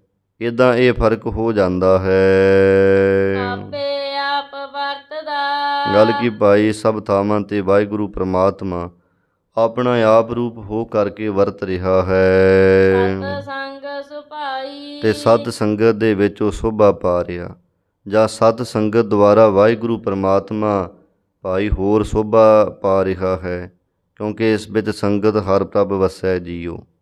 ਜਾਂ ਸਤ ਸੰਗਤ ਦੁਆਰਾ ਪ੍ਰਮਾਤਮਾ ਬਾਰੇ ਸਾਨੂੰ ਪਤਾ ਚੱਲਦਾ, ਕਿਉਂਕਿ ਸਤ ਸੰਗਤ ਵਿੱਚ ਹੀ ਰੱਬ ਦੀ ਗੱਲ ਹੋਣੀ ਹੈ, ਹੋਰ ਤਾਂ ਕਿੱਥੇ ਰੱਬ ਨੂੰ ਕੋਈ ਜਾਣਦਾ। ਆ ਜਿਹੜੇ ਕੋਈ ਸ਼ਰਾਬ ਖਾਨੇ ਆ, ਗਲਤ ਚੀਜ਼ਾਂ ਥਾਵਾਂ ਨੇ, ਉੱਥੇ ਥੋੜ੍ਹੇ ਕੋਈ ਰੱਬ ਦਾ ਨਾਂ ਲੈਂਦਾ, ਇੱਥੋਂ ਤੱਕ ਕਿ ਉਹ ਜਦੋਂ ਗਾਲ ਵੀ ਕੱਢਦੇ ਰੱਬ ਦਾ ਨਾਂ ਲੈ ਕੇ, ਅਤੇ ਉਹ ਰੱਬ ਨੂੰ ਹੀ ਗਾਲਾਂ ਕੱਢ ਦਿੰਦੇ ਨੇ ਉਹਨਾਂ ਥਾਵਾਂ 'ਤੇ। ਤਾਂ ਇਸ ਕਰਕੇ ਇਹ ਸਤ ਸੰਗਤ ਹੀ ਹੈ ਜਿੱਥੇ ਪ੍ਰਮਾਤਮਾ ਸੁਭਾਏਮਾਨ ਹੈ। ਸਤ ਸੰਗਤ ਦੁਆਰਾ ਹੀ ਪ੍ਰਮਾਤਮਾ ਦੇ ਬਾਰੇ ਸਾਨੂੰ ਕੁਝ ਪਤਾ ਚੱਲਦਾ ਹੈ, ਪ੍ਰਮਾਤਮਾ ਹੈ, ਪ੍ਰਮਾਤਮਾ ਕਿਵੇਂ ਸਾਡੀ ਪਾਲਣਾ ਕਰਦਾ ਹੈ, ਉਹ ਸਤ ਸੰਗਤ ਵਿੱਚੋਂ ਹੀ ਭਾਈ ਸਾਰਾ ਕੁਝ ਸਾਨੂੰ ਸਮਝ ਪੈਂਦਾ ਹੈ। ਸੋਈ ਤਾਂਬਾ ਰੰਗ ਸੰਗ। ਅੱਗੇ ਸਾਧ ਸੰਗਤ ਜੀ ਹੋਰ ਉਦਾਹਰਨ ਦੇ ਕਰਕੇ ਦੱਸਣ ਲੱਗਿਆ। ਇਹਦੇ ਪਿਛਲੀ ਜਿਹੜੀ ਆਪਾਂ ਪੌੜੀ ਪੜ੍ਹੀ ਹੈ ਨਾ, ਇਹਦੇ ਵਿੱਚ ਜ਼ਿਕਰ ਆਇਆ ਸਵੰਤੀ ਬੂੰਦ ਦੀ ਉਦਾਹਰਨ ਦੇ ਕੇ ਵੀ ਸੱਪ ਨੇ ਪੀਤੀ, ਉਹਦੇ ਅੰਦਰ ਜ਼ਹਿਰ ਹੋ ਗਿਆ, ਉਹ ਹੀ ਕੇਲੇ 'ਤੇ ਪਈ ਅਤੇ ਕਪੂਰ ਬਣ ਗਿਆ। ਬੂੰਦ ਵਿੱਚ ਕੋਈ ਫਰਕ ਨਹੀਂ ਹੈ, ਪਰ ਅੱਗੇ ਸੰਗਤ ਦਾ ਫਰਕ ਪੈ ਗਿਆ। ਇੱਕ ਹੋਰ ਉਦਾਹਰਨ ਦਿੱਤੀ ਪਾਣੀ ਦੀ, ਵੀ ਜੇਕਰ ਪਾਣੀ ਠੰਡ ਦੇ ਵਿੱਚ ਰੱਖ ਦਿੱਤਾ, ਉੱਥੇ ਠੰਡਾ ਹੋ ਗਿਆ, ਜੰਮ ਗਿਆ, ਜੇ ਪਾਣੀ ਨੂੰ ਅੱਗ 'ਤੇ ਰੱਖ ਦਿੱਤਾ ਉੱਥੇ ਉਬਾਲੇ ਸਹਿੰਦਾ, ਉਬਲਦਾ ਹੈ, ਤੱਤਾ ਹੋ ਜਾਂਦਾ, ਅੱਗ ਵਰਗਾ ਹੀ ਸੁਭਾਅ ਬਣ ਜਾਂਦਾ ਪਾਣੀ ਦਾ। ਜੇ ਉਹ ਪਾਣੀ ਕਿਸੇ 'ਤੇ ਪਾ ਦਈਏ ਅਤੇ ਉਹ ਅੱਗ ਵਾਂਗ ਹੀ ਸਾੜ ਘੱਤਦਾ ਹੈ। ਇਹੋ ਜਿਹਾ ਸੁਭਾਅ ਬਣ ਜਾਂਦਾ ਹੈ ਨਾ। ਹੁਣ ਹੈ ਪਾਣੀ ਤਾਂ ਪਾਣੀਓ ਹੀ ਸੀ, ਪਰ ਅੱਗ ਦੀ ਸੰਗਤ ਕਰਕੇ ਅੱਗ ਵਰਗਾ ਹੋ ਗਿਆ ਅਤੇ ਠੰਡ ਦੀ ਸੰਗਤ ਕਰਕੇ ਠੰਡ ਵਰਗਾ ਹੋ ਗਿਆ। ਇਹਦਾ ਸੰਗਤ ਦਾ ਬੜਾ ਅਸਰ ਪੈ ਜਾਂਦਾ ਹੈ। ਹੁਣ ਸੰਗਤ ਦਾ ਕਿਹੋ ਜਿਹਾ ਅਸਰ ਹੁੰਦਾ, ਅੱਗੇ ਇੱਕ ਉਦਾਹਰਨ ਦੇ ਕਰਕੇ ਸਮਝਾਉਣ ਦਾ ਯਤਨ ਕਰਦੇ ਹੈ। ਕਹਿੰਦੇ ਦੇਖੋ ਉਹੀ ਤਾਂਬਾ ਹੈ, ਤਾਂਬਾ ਜਿਵੇਂ ਹੁੰਦਾ ਇੱਕ ਧਾਤ ਹੈ, ਪਰ ਰੰਗ ਸੰਗ, ਰੰਗ ਕਹਿੰਦੇ ਕਲੀ ਨੂੰ, ਕਲੀ ਦੇ ਨਾਲ ਮਿਲ ਕਰਕੇ ਜੋ ਕਿਹਾ ਹੋਈ ਉਹ ਕਾਂਸੀ ਦੀ ਧਾਤ ਹੋ ਜਾਂਦਾ ਹੈ। ਕਹਿੰਦੇ ਤਾਂਬੇ ਨੂੰ ਜੇ ਕਲੀ ਦੀ ਪੁੱਠ ਦੇ ਦਈਏ ਨਾ, ਕਲੀ ਦੇ ਨਾਲ ਉਹਨੂੰ ਚੰਗੀ ਤਰ੍ਹਾਂ ਪੁੱਠ ਦੇ ਦਈਏ, ਉਹ ਤਾਂਬਾ ਜਿਹੜਾ ਕਹਿਣ ਦਾ ਭਾਂਡਾ ਬਣ ਜਾਂਦਾ ਹੈ। ਕੋਈ ਤਾਂਬਾ ਜਿਸਤ ਮਿਲ ਉਹੀ ਤਾਂਬਾ ਭਾਈ ਜਿਸਤ ਨਾਲ ਮਿਲ ਕੇ ਪਿੱਤਲ ਅਵਲੋਈ ਪਿੱਤਲ ਦਾ ਰੂਪ ਅੱਗੇ ਬਣ ਜਾਂਦਾ ਹੈ। ਜਿਹੜੀ ਪਿੱਤਲ ਹੈ ਇਹ ਧਾਤ ਨਹੀਂ ਹੈ, ਇਹ ਤਾਂਬੇ ਵਿੱਚੋਂ ਹੀ ਅੱਗੇ ਪਿੱਤਲ ਪੈਦਾ ਹੋ ਜਾਂਦਾ। ਕਿਵੇਂ ਬਣਦਾ, ਕਹਿੰਦੇ ਜਿਸਤ ਨਾਲ ਮਿਲ ਕਰਕੇ ਸੋਈ ਸੀਸੇ ਸੰਗਤੀ ਉਹੀ ਤਾਂਬਾ ਭਾਈ ਸੀਸੇ ਸਿੱਕੇ ਦੀ ਸੰਗਤ ਕਰਕੇ ਭੰਗਾਰ ਭਲੋਈ ਕਹਿੰਦੇ ਭੰਗਾਲ ਜਿਹੜਾ ਭਰਤ ਭਲੋਈ ਭਲੀ ਪ੍ਰਕਾਰ ਪ੍ਰਕਾਸ਼ ਵਾਲਾ ਹੋ ਜਾਂਦਾ ਹੈ। ਤਾਂਬਾ ਪਾਰਸ ਪਰਸਿਆ ਉਹੀ ਤਾਂਬਾ ਜੇਕਰ ਪਾਰਸ ਦੇ ਨਾਲ ਕਹਿੰਦੇ ਛੂਹ ਜਾਵੇ ਹੋਏ ਕੰਚਨ ਸੋਈ ਤੇ ਉਹ ਕੰਚਨ ਸੋਨਾ ਹੀ ਬਣ ਜਾਂਦਾ ਹੈ। ਪਾਰਸ ਦੇ ਨਾਲ ਜੇ ਤਾਂਬਾ ਛੂਹ ਜਾਵੇ ਉਹ ਤਾਂਬਾ ਭਾਈ ਸੋਨਾ ਹੋ ਜਾਂਦਾ ਹੈ। ਸੋਈ ਤਾਂਬਾ ਭਸਮ ਹੋਏ ਉਹੀ ਤਾਂਬਾ ਜੇਕਰ ਅੱਗ ਦੇ ਨਾਲ ਮਿਲਾ ਦਈਏ, ਅੱਗ ਉਹ ਤਾਂਬੇ ਨੂੰ ਸਵਾਹ ਕਰ ਦਿੰਦੀ ਹੈ ਔਖਦ ਕਰ ਭੋਈ ਤੇ ਤਾਂਬੇ ਦੀ ਜਿਹੜੀ ਭਸਮ ਬਣ ਜਾਂਦੀ ਹੈ ਉਹ ਫਿਰ ਕਈਆਂ ਸੰਗਤ ਜੀ ਦਵਾਈਆਂ 'ਚ ਪੈਂਦੀ ਹੈ। ਜਿਹੜੇ ਵੈਦ ਹਕੀਮ ਲੋਕ ਹੈ ਤਾਂਬੇ ਦੀ ਭਸਮ ਕਰਕੇ ਅਨੇਕਾਂ ਦਵਾਈਆਂ ਦੇ ਵਿੱਚ ਉਸ ਨੂੰ ਵਰਤਦੇ ਹਨ। ਆਪੇ ਆਪ ਵਰਤਦਾ ਇੱਦਾਂ ਭਾਈ ਦੇਖੋ ਪ੍ਰਮਾਤਮਾ ਤਾਂ ਆਪੇ ਆਪ ਹੀ ਸਭ ਥਾਵਾਂ 'ਤੇ ਵਰਤਦਾ ਹੈ, ਸੰਗਤ ਗੁਣ ਗੋਈ ਪਰ ਇਹ ਸਾਰੇ ਭਾਈ ਸੰਗਤ ਵਿੱਚ ਹੀ ਗੁਣ ਮਿਲੇ ਹੋਏ ਹੁੰਦੇ ਨੇ। ਸੰਗਤ ਦੇ ਪ੍ਰਭਾਵ ਕਰਕੇ ਕੁਝ ਤਾਂ ਠਾਂ ਹੋ ਜਾਂਦਾ ਹੈ। ਕੋਈ ਰੱਬ ਦਾ ਪ੍ਰੇਮੀ ਬਣ ਜਾਂਦਾ ਅਤੇ ਕੋਈ ਰੱਬ ਨਾਲ ਵੈਰ ਕਰਨੇ ਵਾਲਾ ਬਣ ਜਾਂਦਾ। ਕਿਉਂਕਿ ਬਚਨ ਹਨ ਜੋ ਜੈਸੀ ਸੰਗਤ ਮਿਲੈ ਸੋ ਤੈਸੋ ਫਲ ਖਾਏ। ਜਿਹਨੂੰ ਜਿਹੋ ਜਿਹੀ ਸੰਗਤ ਮਿਲੀ ਉਹੋ ਜਿਹਾ ਫਲ ਖਾਂਦਾ ਹੈ। ਜੇ ਕੋਈ ਅੰਬ ਦੇ ਬੂਟੇ ਦੀ ਸੰਗਤ ਮਿਲੀ ਉਹ ਅੰਬ ਦੇ ਫਲ ਖਾਂਦਾ। ਜੇ ਕੋਈ ਸੰਗਤ ਜੀ ਇਸੇ ਤਰ੍ਹਾਂ ਕਿੱਕਰਾਂ ਦੀ ਸੰਗਤ ਮਿਲੀ, ਕਿੱਕਰਾਂ ਦੇ ਕੀ ਲੱਗਣਾ ਕੰਢੇ, ਉਹਨੂੰ ਕੰਢੇ ਸਹਾਰਨੇ ਪੈਣਗੇ ਉੱਥੇ। ਇੱਦਾਂ ਜਿਹੋ ਜਿਹੀ ਕੋਈ ਮਨੁੱਖ ਸੰਗਤ ਕਰਦਾ ਹੈ ਉਹ ਸੰਗਤ ਆਪਣਾ ਪ੍ਰਭਾਵ ਜ਼ਰੂਰ ਛੱਡਦੀ ਹੈ। ਇਹ ਮਤਾਂ ਕੋਈ ਜਾਣੇ ਕਿ ਜਿਹੜੀ ਮੈਂ ਸੰਗਤ ਕਰ ਰਿਹਾ ਉਹਦਾ ਮੇਰੇ 'ਤੇ ਕੋਈ ਅਸਰ ਨਹੀਂ ਹੋਵੇਗਾ। ਉਹ ਅਸਰ ਸਾਡੇ ਅੰਦਰ ਸੰਗਤ ਜੀ ਹੋ ਜਾਂਦਾ ਹੈ। ਜੇ ਕੋਈ ਮਨੁੱਖ ਬਾਹਰੀ ਤੌਰ ਦੇ ਉੱਤੇ ਉਹੋ ਜਿਹੇ ਗਲਤ ਮਨੁੱਖਾਂ ਦੀ ਕੁਸੰਗਤ ਕਰਦਾ ਹੈ ਉਹਦਾ ਬਹੁਤਾ ਛੇਤੀ ਅਸਰ ਹੋ ਜਾਂਦਾ। ਜਿਵੇਂ ਇੱਕ ਦ੍ਰਿਸ਼ਟਾਂਤ ਦਿੱਤਾ ਜਾਂਦਾ, ਕਹਿੰਦੇ ਕੋਈ ਸ਼ਾਹੂਕਾਰ ਸੀ, ਉਹਦਾ ਪੁੱਤਰ ਜਿਵੇਂ ਜਵਾਨੀ 'ਚ ਪੈਰ ਰੱਖਿਆ ਉਸਨੇ, ਅਤੇ ਆਮ ਸੁਭਾਅ ਹੁੰਦਾ ਬੱਚਿਆਂ ਦਾ, ਉਹ ਫਿਰ ਕਹਿ ਲਓ ਕਿ ਅਜੇ ਚੰਗੀ ਅਕਲ ਤਾਂ ਉਨੀ ਸਮਝਦਾਰੀ ਵਾਲੀ ਹੁੰਦੀ ਨਹੀਂ। ਕੋਈ ਟਾਵਾਂ ਹੋਵੇ ਬੱਚਾ ਜਿਹਦੇ ਅੰਦਰ ਸਿਆਣੀ ਸਮਝ ਹੋਵੇ, ਨਹੀਂ ਤਾਂ ਉਸ ਸਮੇਂ ਹੂੜ ਮੱਤ ਹੁੰਦੀ ਹੈ, ਲਾਈ ਲੱਗ ਜਾ ਸੁਭਾਅ ਹੁੰਦਾ ਹੈ। ਜਿੱਧਰ ਕਿਸੇ ਨੇ ਕਹਿ ਤਾ ਲਾਲਾ ਕਰਤੀ ਉੱਧਰ ਹੀ ਤੁਰ ਪਏ। ਤੋ ਇਹੋ ਜਿਹੇ ਸੁਭਾਅ ਕਰਕੇ ਉਹ ਬੱਚਾ ਜਿਹੜਾ ਸੀ ਕੁਝ ਗਲਤ ਲੋਕਾਂ ਦੇ ਨਾਲ ਜਾਣ ਲੱਗ ਪਿਆ। ਉਹਦੇ ਦੋਸਤ ਮਿੱਤਰ ਸਨ ਉਹੋ ਜਿਹੇ। ਉਹਦੇ ਪਿਤਾ ਨੂੰ ਪਤਾ ਚੱਲਿਆ ਅਤੇ ਪਿਤਾ ਉਹਦੇ ਨੇ ਉਸ ਨੂੰ ਆਪਣੇ ਕੋਲੇ ਬੁਲਾ ਕੇ ਕਿਹਾ ਕਿ ਬੇਟਾ ਤੂੰ ਜਿੰਨਾ ਹੋਰ ਲੋਕਾਂ ਦੇ ਨਾਲ ਜਾਂਦਾ ਹੈ ਉਹ ਠੀਕ ਨਹੀਂ ਹਨ, ਉਹ ਤੇਰੀ ਜ਼ਿੰਦਗੀ ਖਰਾਬ ਕਰ ਦੇਣਗੇ, ਉਹਨਾਂ ਦੇ ਨਾਲ ਨਾ ਜਾਇਆ ਕਰ। ਬੱਚਾ ਕਹਿੰਦਾ ਪਿਤਾ ਜੀ ਇੱਦਾਂ ਕਿਵੇਂ ਹੋ ਸਕਦਾ, ਉਹ ਮੇਰੇ ਦੋਸਤ ਮਿੱਤਰ ਨੇ, ਮੈਂ ਤਾਂ ਉਹਨਾਂ ਦੇ ਨਾਲ ਜਾਵਾਂਗਾ, ਪਰ ਹਾਂ ਉਹਨਾਂ ਵਰਗੇ ਮੈਂ ਬੁਰੇ ਕੰਮ ਨਹੀਂ ਕਰਾਂਗਾ। ਮੈਨੂੰ ਪਤਾ ਕਿ ਉਹ ਬੁਰੇ ਕੰਮ ਕਰਦੇ ਹੈ, ਪਰ ਮੈਂ ਜਦੋਂ ਉਹਨਾਂ ਵਰਗੇ ਬੁਰੇ ਕੰਮ ਕਰਨੇ ਹੀ ਨਹੀਂ ਤਾਂ ਫਿਰ ਮੇਰੇ 'ਤੇ ਕਿਵੇਂ ਉਹਨਾਂ ਦੀ ਬੁਰੀ ਸੰਗਤ ਦਾ ਅਸਰ ਹੋ ਸਕਦਾ ਹੈ। ਇਹ ਅੱਗੋਂ ਬੱਚੇ ਨੇ ਜਵਾਬ ਦਿੱਤਾ। ਅੱਜ ਇਹ ਸਾਨੂੰ ਅਨੇਕਾਂ ਤਰ੍ਹਾਂ ਦੇ ਜਵਾਬ ਮਿਲਦੇ ਨੇ। ਸਾਡੇ ਬੱਚੇ ਅੱਗੋਂ ਇੱਕ ਗੱਲ ਕਹੀਏ ਤਾਂ ਅੱਗੋਂ 4 ਗੱਲਾਂ ਸੁਣਾਉਂਦੇ ਨੇ, ਅਤੇ ਸਾਡੇ ਕੋਲ ਸਾਹਮਣੇ ਉਹਨਾਂ ਨੂੰ ਦੱਸਣ ਵਾਸਤੇ ਕੋਈ ਗੱਲ ਹੀ ਨਹੀਂ ਹੁੰਦੀ। ਹੁਣ ਇਹ ਗੱਲ ਦਾ ਨੂੰ ਉੱਤਰ ਕੀ ਦਈਏ? ਉੱਤਰ ਤਾਂ ਦਈਏ ਨਾ ਜੇਕਰ ਆਪਾਂ ਸਤ ਸੰਗਤ ਕੀਤੀ ਹੋਵੇ। ਸੰਗਤ ਤਾਂ ਆਪਾਂ ਵੀ ਨਹੀਂ ਕੀਤੀ, ਅਤੇ ਉਹਨਾਂ ਨੂੰ ਤਾਂ ਹੀ ਦੱਸ ਸਕਦੇ ਸੀ ਜੇ ਆਪਾਂ ਸੰਗਤ ਕੀਤੀ ਹੁੰਦੀ ਤਾਂ। ਅਤੇ ਉਹ ਉਮਰ ਦਾ ਹਿੱਸਾ ਆਪਾਂ ਵੀ ਗਲਤ ਪਾਸੇ ਲੰਘਾਇਆ ਹੁੰਦਾ ਹੈ, ਅਤੇ ਫਿਰ ਉਹ ਉਮਰ ਦੇ ਵਿੱਚ ਜੇ ਆਪਾਂ ਸਹੀ ਤਰੀਕੇ ਨਾਲ ਲੰਘੇ ਹੋਈਏ ਤਾਂ ਉਸ ਉਮਰ ਦੇ ਵਿੱਚ ਬੱਚੇ ਨੂੰ ਆਪਾਂ ਚੰਗੇ ਤਰੀਕੇ ਦੇ ਨਾਲ ਗਾਈਡ ਕਰ ਸਕਦੇ ਹਾਂ। ਪਰ ਹੋਇਆ ਕੀ ਕਿ ਕਹਿਣ ਲੱਗਾ ਜੀ ਮੈਂ ਜਦੋਂ ਬੁਰੀ ਕੁਸੰਗਤ ਕਰਨੀ ਨਹੀਂ ਤਾਂ ਮੇਰੇ 'ਤੇ ਅਸਰ ਕਾਹਦਾ ਹੋਊ। ਸਿਆਣਾ ਸੀ ਪਿਤਾ ਉਹਦਾ, ਉਹ ਕਹਿੰਦਾ ਇਹਨੇ ਇੱਦਾਂ ਗੱਲਾਂ ਬਾਤ ਇੱਦਾਂ ਸਮਝਣਾ ਨਹੀਂ, ਇਹਨੂੰ ਕਿਸੇ ਤਰੀਕੇ ਨਾਲ ਸਮਝਾਈਏ। ਉਹਨੇ ਕੀ ਕੀਤਾ ਕਿ ਕਿਹਾ ਕਿ ਬੇਟਾ ਐਂ ਕਰ ਪਿਆ, ਉਹ ਸਾਹਮਣੇ ਚੁੱਲ੍ਹੇ ਦੇ ਕੋਲੇ ਕੋਲਾ ਪਿਆ ਹੈ, ਜਾਂ ਕੋਇਲਾ ਫੜ ਕੇ ਲਿਆ। ਚੱਲਿਆ, ਜਦੋਂ ਕੋਲਾ ਫੜਨ ਲੱਗਾ ਤਾਂ ਪਿਤਾ ਉਹਦਾ ਕਹਿਣ ਲੱਗਾ ਬੇਟਾ ਧਿਆਨ ਰੱਖੀ, ਕੋਲਾ ਹੱਥ 'ਚ ਫੜਨਾ ਹੈ, ਪਰ ਕੋਲੇ ਦੀ ਜਿਹੜੀ ਕਾਲਖ ਹੈ ਤੇਰੇ ਹੱਥ ਦੀਆਂ ਤਲੀਆਂ ਨੂੰ ਛੂਹਣੀ ਨਹੀਂ ਚਾਹੀਦੀ, ਤੇਰਾ ਹੱਥ ਮੈਲਾ ਨਹੀਂ ਹੋਣਾ ਚਾਹੀਦਾ। ਕਹਿਣ ਲੱਗਾ ਪਿਤਾ ਜੀ ਇਹ ਕਿਹੋ ਜਿਹਾ ਸਵਾਲ ਹੈ? ਹੁਣ ਕੋਲਾ ਫੜਾਂਗਾ, ਚਾਹੇ ਮੈਂ ਜਿੰਨਾ ਮਰਜ਼ੀ ਯਤਨ ਕਰ ਲਵਾਂ, ਇਹਦੀ ਕਾਲੋਂ ਤਾਂ ਲੱਗ ਹੀ ਜਾਣੀ ਹੈ। ਇਹ ਤੋਂ ਮੈਂ ਕਿਵੇਂ ਬਚ ਜਾਵਾਂਗਾ? ਜਾਂ ਤਾਂ ਮੈਂ ਕਿਸੇ ਹੋਰ ਚੀਜ਼ ਦੇ ਨਾਲ ਦੂਰੋਂ ਫੜਾਂ ਤਾਂ ਹੋ ਸਕਦਾ ਵੀ ਇਹਦਾ ਨਾ ਮੇਰੇ 'ਤੇ ਅਸਰ ਹੋਵੇ, ਪਰ ਜਦੋਂ ਕੋਲਾ ਮੈਂ ਹੱਥ ਵਿੱਚ ਫੜਾਂਗਾ ਤਾਂ ਸੁਭਾਵਿਕ ਹੈ ਵੀ ਇਹ ਕੋਇਲੇ ਦਾ ਅਸਰ ਜਿਹੜਾ ਹੈ ਉਹ ਮੇਰੇ ਹੱਥਾਂ 'ਤੇ ਹੋਵੇਗਾ, ਉਹਦੀ ਕਾਲੋਂ ਲੱਗੇਗੀ ਜ਼ਰੂਰ। ਅਤੇ ਉਹਦੇ ਪਿਤਾ ਨੇ ਫਿਰ ਸਮਝਾਇਆ ਪੁੱਤਰ ਇਹੀ ਤਾਂ ਤੈਨੂੰ ਮੈਂ ਗੱਲ ਸਮਝਾ ਰਿਹਾ ਕਿ ਤੂੰ ਬੁਰੀ ਕੁਸੰਗਤ ਦੇ ਵਿੱਚ ਬੁਰੇ ਲੋਕਾਂ ਦੇ ਨਾਲ ਨਾ ਜਾ। ਤੂੰ ਚਾਹੇ ਲੱਖ ਬੁਰੇ ਕੰਮ ਨਹੀਂ ਕਰਦਾ, ਪਰੰਤੂ ਜੇ ਤੂੰ ਉਹਨਾਂ ਦੇ ਨਾਲ ਰਿਹਾ ਤਾਂ ਉਹਨਾਂ ਵਾਲਾ ਜਿਹੜਾ ਦਾਗ ਧੱਬਾ ਹੈ ਉਹ ਤੇਰੇ 'ਤੇ ਜ਼ਰੂਰ ਲੱਗ ਜਾਵੇਗਾ। ਚਾਹੇ ਜਿੰਨਾ ਮਰਜ਼ੀ, ਜਿਵੇਂ ਕੋਲੇ ਤੋਂ ਜਿੰਨਾ ਮਰਜ਼ੀ ਆਪਣਾ ਬਚਾਅ ਕਰ ਲੈ, ਅਤੇ ਉਹ ਕੋਲੇ ਦਾ ਜਿਹੜੀ ਕਾਲਖ ਹੈ ਉਹ ਤੈਨੂੰ ਲੱਗ ਹੀ ਜਾਵੇਗੀ। ਤਿਵੇਂ ਹੀ ਜੇ ਤੂੰ ਗਲਤ ਲੋਕਾਂ ਦੀ ਢਾਣੀ ਵਿੱਚ ਜਾ ਕੇ ਬੈਠੇਂਗਾ, ਚਾਹੇ ਤੂੰ ਗਲਤ ਕੰਮ ਨਹੀਂ ਕਰਦਾ, ਤੂੰ 100 ਥਾਂ 'ਤੇ ਸੱਚਾ ਹੈ, ਪਰ ਉਹ ਗਲਤ ਢਾਣੀ ਦੀ ਕੁਸੰਗਤ ਦਾ ਅਸਰ ਤੇਰੇ 'ਤੇ ਜ਼ਰੂਰ ਹੋ ਜਾਏਗਾ, ਉੱਥੋਂ ਤੂੰ ਬਚ ਨਹੀਂ ਸਕੇਂਗਾ। ਇੱਦਾਂ ਉਹਨੂੰ ਸਮਝਾਇਆ। ਇਹ 'ਤੇ ਭਾਈ ਗੁਰਦਾਸ ਜੀ ਵੀ ਦੱਸ ਰਹੇ ਹੈ ਕਿ ਦੇਖੋ ਭਾਈ, ਸਿੱਧਾ ਐਵੇਂ ਆਪਾਂ ਰੱਬ ਨੂੰ ਦੋਸ਼ ਨਹੀਂ ਦੇ ਸਕਦੇ ਹਾਂ। ਰੱਬ ਕਣ ਕਣ ਦੇ ਵਿੱਚ ਵਿਆਪਕ ਹੈ। ਕਈ ਵਾਰੀ ਕਹਿੰਦੇ ਜੀ ਜੇ ਕੋਈ ਗਲਤ ਬੰਦਾ ਹੈ ਅਤੇ ਉਹਦੇ ਵਿੱਚ ਰੱਬ ਨਹੀਂ ਵੱਸਦਾ। ਰੱਬ ਵੱਸਦਾ ਸਾਰੀਆਂ ਥਾਵਾਂ 'ਤੇ ਵੱਸਦਾ।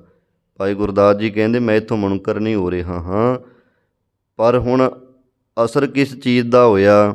ਅਸਰ ਹੋ ਗਿਆ ਸੰਗਤ ਅਤੇ ਕੁਸੰਗਤ ਦਾ। ਪਾਣੀ ਹੈ ਸਭ ਥਾਵਾਂ 'ਤੇ ਹੈ, ਆਕਾਸ਼ ਵਿੱਚ ਵੀ ਹੈ, ਸਮੁੰਦਰਾਂ 'ਚ ਵੀ ਭਰਿਆ ਪਿਆ, ਦਰਿਆਵਾਂ ਨਹਿਰਾਂ ਦੇ ਵਿੱਚ, ਧਰਤੀ ਦੇ ਥੱਲੇ ਵੀ ਹੈ।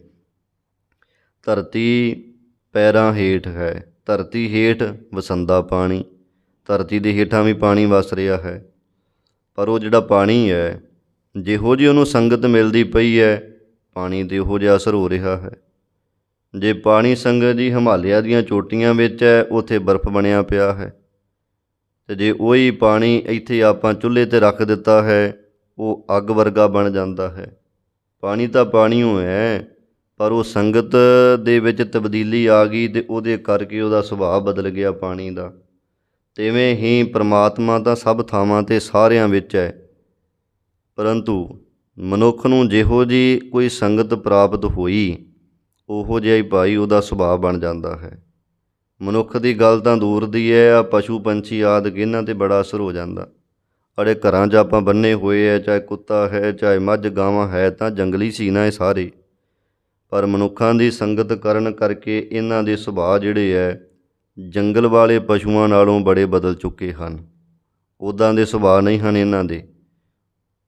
ਜੰਗਲਾਂ ਵਿੱਚ ਵੀ ਇਹੋ ਜਿਹੇ ਹਨ ਕੁੱਤੇ ਆਦਿਕ, ਪਰ ਜਿਹੜੇ ਘਰਾਂ 'ਚ ਆਪਾਂ ਰੱਖੇ ਹੈ ਉਹਨਾਂ ਦਾ ਅਤੇ ਉਹਨਾਂ ਦਾ ਆਪੋ ਵਿੱਚ ਹੀ ਸੁਭਾਅ ਮੇਲ ਨਹੀਂ ਖਾ ਸਕਦਾ ਹੈ। ਇੱਦਾਂ ਕੀ ਹੋਇਆ? ਅਸਰ ਹੋ ਗਿਆ ਇਹਨਾਂ 'ਤੇ। ਉਹ ਜਿਵੇਂ ਕਹਿੰਦੇ ਇੱਕ ਕਿਤੇ ਰਿਸ਼ੀ ਦੇ ਕੋਲੇ 2 ਤੋਤੇ ਸੀ ਛੋਟੇ ਛੋਟੇ। ਕੀ ਹੋਇਆ ਵੀ ਇੱਕ ਕੋਈ ਚੋਰ ਆਇਆ, ਇੱਕ ਚੱਕ ਕੇ ਲੈ ਗਿਆ। ਚੋਰਾਂ ਨੇ ਆਪਣੇ ਜਾ ਕੇ ਤੇ ਉਹਨੂੰ ਆਪਣੀ ਬੋਲੀ ਸਿਖਾਤੀ। ਸੰਤ ਦੇ ਕੋਲੇ ਸੰਤ ਨੇ ਆਪਣੀ ਬੋਲੀ ਸਿਖਾਤੀ। ਤੋਤੇ ਕੋਈ ਸਨ, ਇਕੱਠੇ ਹੀ ਸਨ। ਅਤੇ ਤੋਤਾ ਇੱਕ ਪੰਛੀ ਇਹ ਐਸਾ ਹੈ ਜੋ ਮਨੁੱਖ ਦੀ ਬੋਲੀ ਸੰਗਤ ਜੀ ਬੋਲ ਲੈਂਦਾ ਹੈ। ਉਹਨੂੰ ਜਿੱਦਾਂ ਸਿਖਾਇਆ ਜਾਵੇ ਕਹਿੰਦੇ ਉਹ ਸਿੱਖ ਕੇ ਉੱਦਾਂ ਦੇ 2-4 ਅੱਖਰ ਬੋਲ ਲੈਂਦਾ। ਹੁਣ ਜਿਹੜਾ ਚੋਰ ਲੈ ਕੇ ਫੜ ਕੇ ਅਤੇ ਉਹਨਾਂ ਨੇ ਉਹ ਜੀ ਬੋਲੀ ਸਿਖਾਈ, ਦੂਰ ਬਿਠਾ ਦੇਣਾ ਵੀ ਜਦੋਂ ਕੋਈ ਆਵੇ ਅਤੇ ਸਾਨੂੰ ਦੱਸ ਦੇਣਾ। ਉਹਨੇ ਤੋਤੇ ਨੇ ਦੱਸ ਦਿਆ ਕਰਨਾ ਜੀ ਆ ਗਿਆ ਹੈ ਜੀ, ਲੁੱਟ ਲਓ ਜੀ। ਇਹ ਉਹਨੂੰ ਗੱਲ ਸਿਖਾ ਦਿੱਤੀ। ਜਿਹੜਾ ਦੂਜਾ ਸੀ ਸਾਧੂ ਸੰਤਾਂ ਦੇ ਕੋਲੇ, ਉਹਨੇ ਰਾਮ ਰਾਮ ਕਹਿਣਾ ਸਿਖਾ ਦਿੱਤਾ। ਆਓ ਜੀ ਰਾਮ ਰਾਮ ਕਹੋ ਜੀ। ਹੋਇਆ ਕੀ ਵੀ ਸੰਗਤ ਦਾ ਅਸਰ ਹੋ ਗਿਆ ਹੈ। ਸੰਗਤ ਉਹਨੂੰ ਉੱਦਾਂ ਦੀ ਚੋਰਾਂ ਦੀ ਮਿਲ ਗਈ, ਉਹ ਚੋਰਾਂ ਵਰਗਾ ਹੋ ਗਿਆ। ਜਿਹਨੂੰ ਸਾਧਾਂ ਦੀ ਮਿਲ ਗਈ ਉਹ ਸਾਧਾਂ ਵਰਗਾ ਹੋ ਗਿਆ। ਤੋ ਇਹ ਭਾਈ ਗੁਰਦਾਸ ਜੀ ਕਹਿੰਦੇ ਭਾਈ ਇਹ ਮਤਾਂ ਕੋਈ ਬਿਨਾਂ ਗੱਲ ਕਹੇ ਕਹਿਣ ਲੱਗ ਜਾਵੇ ਲਓ ਜੀ ਤੁਸੀਂ ਉਹਦੇ ਵਿੱਚ ਰੱਬ ਨਹੀਂ ਵੇਖਦੇ।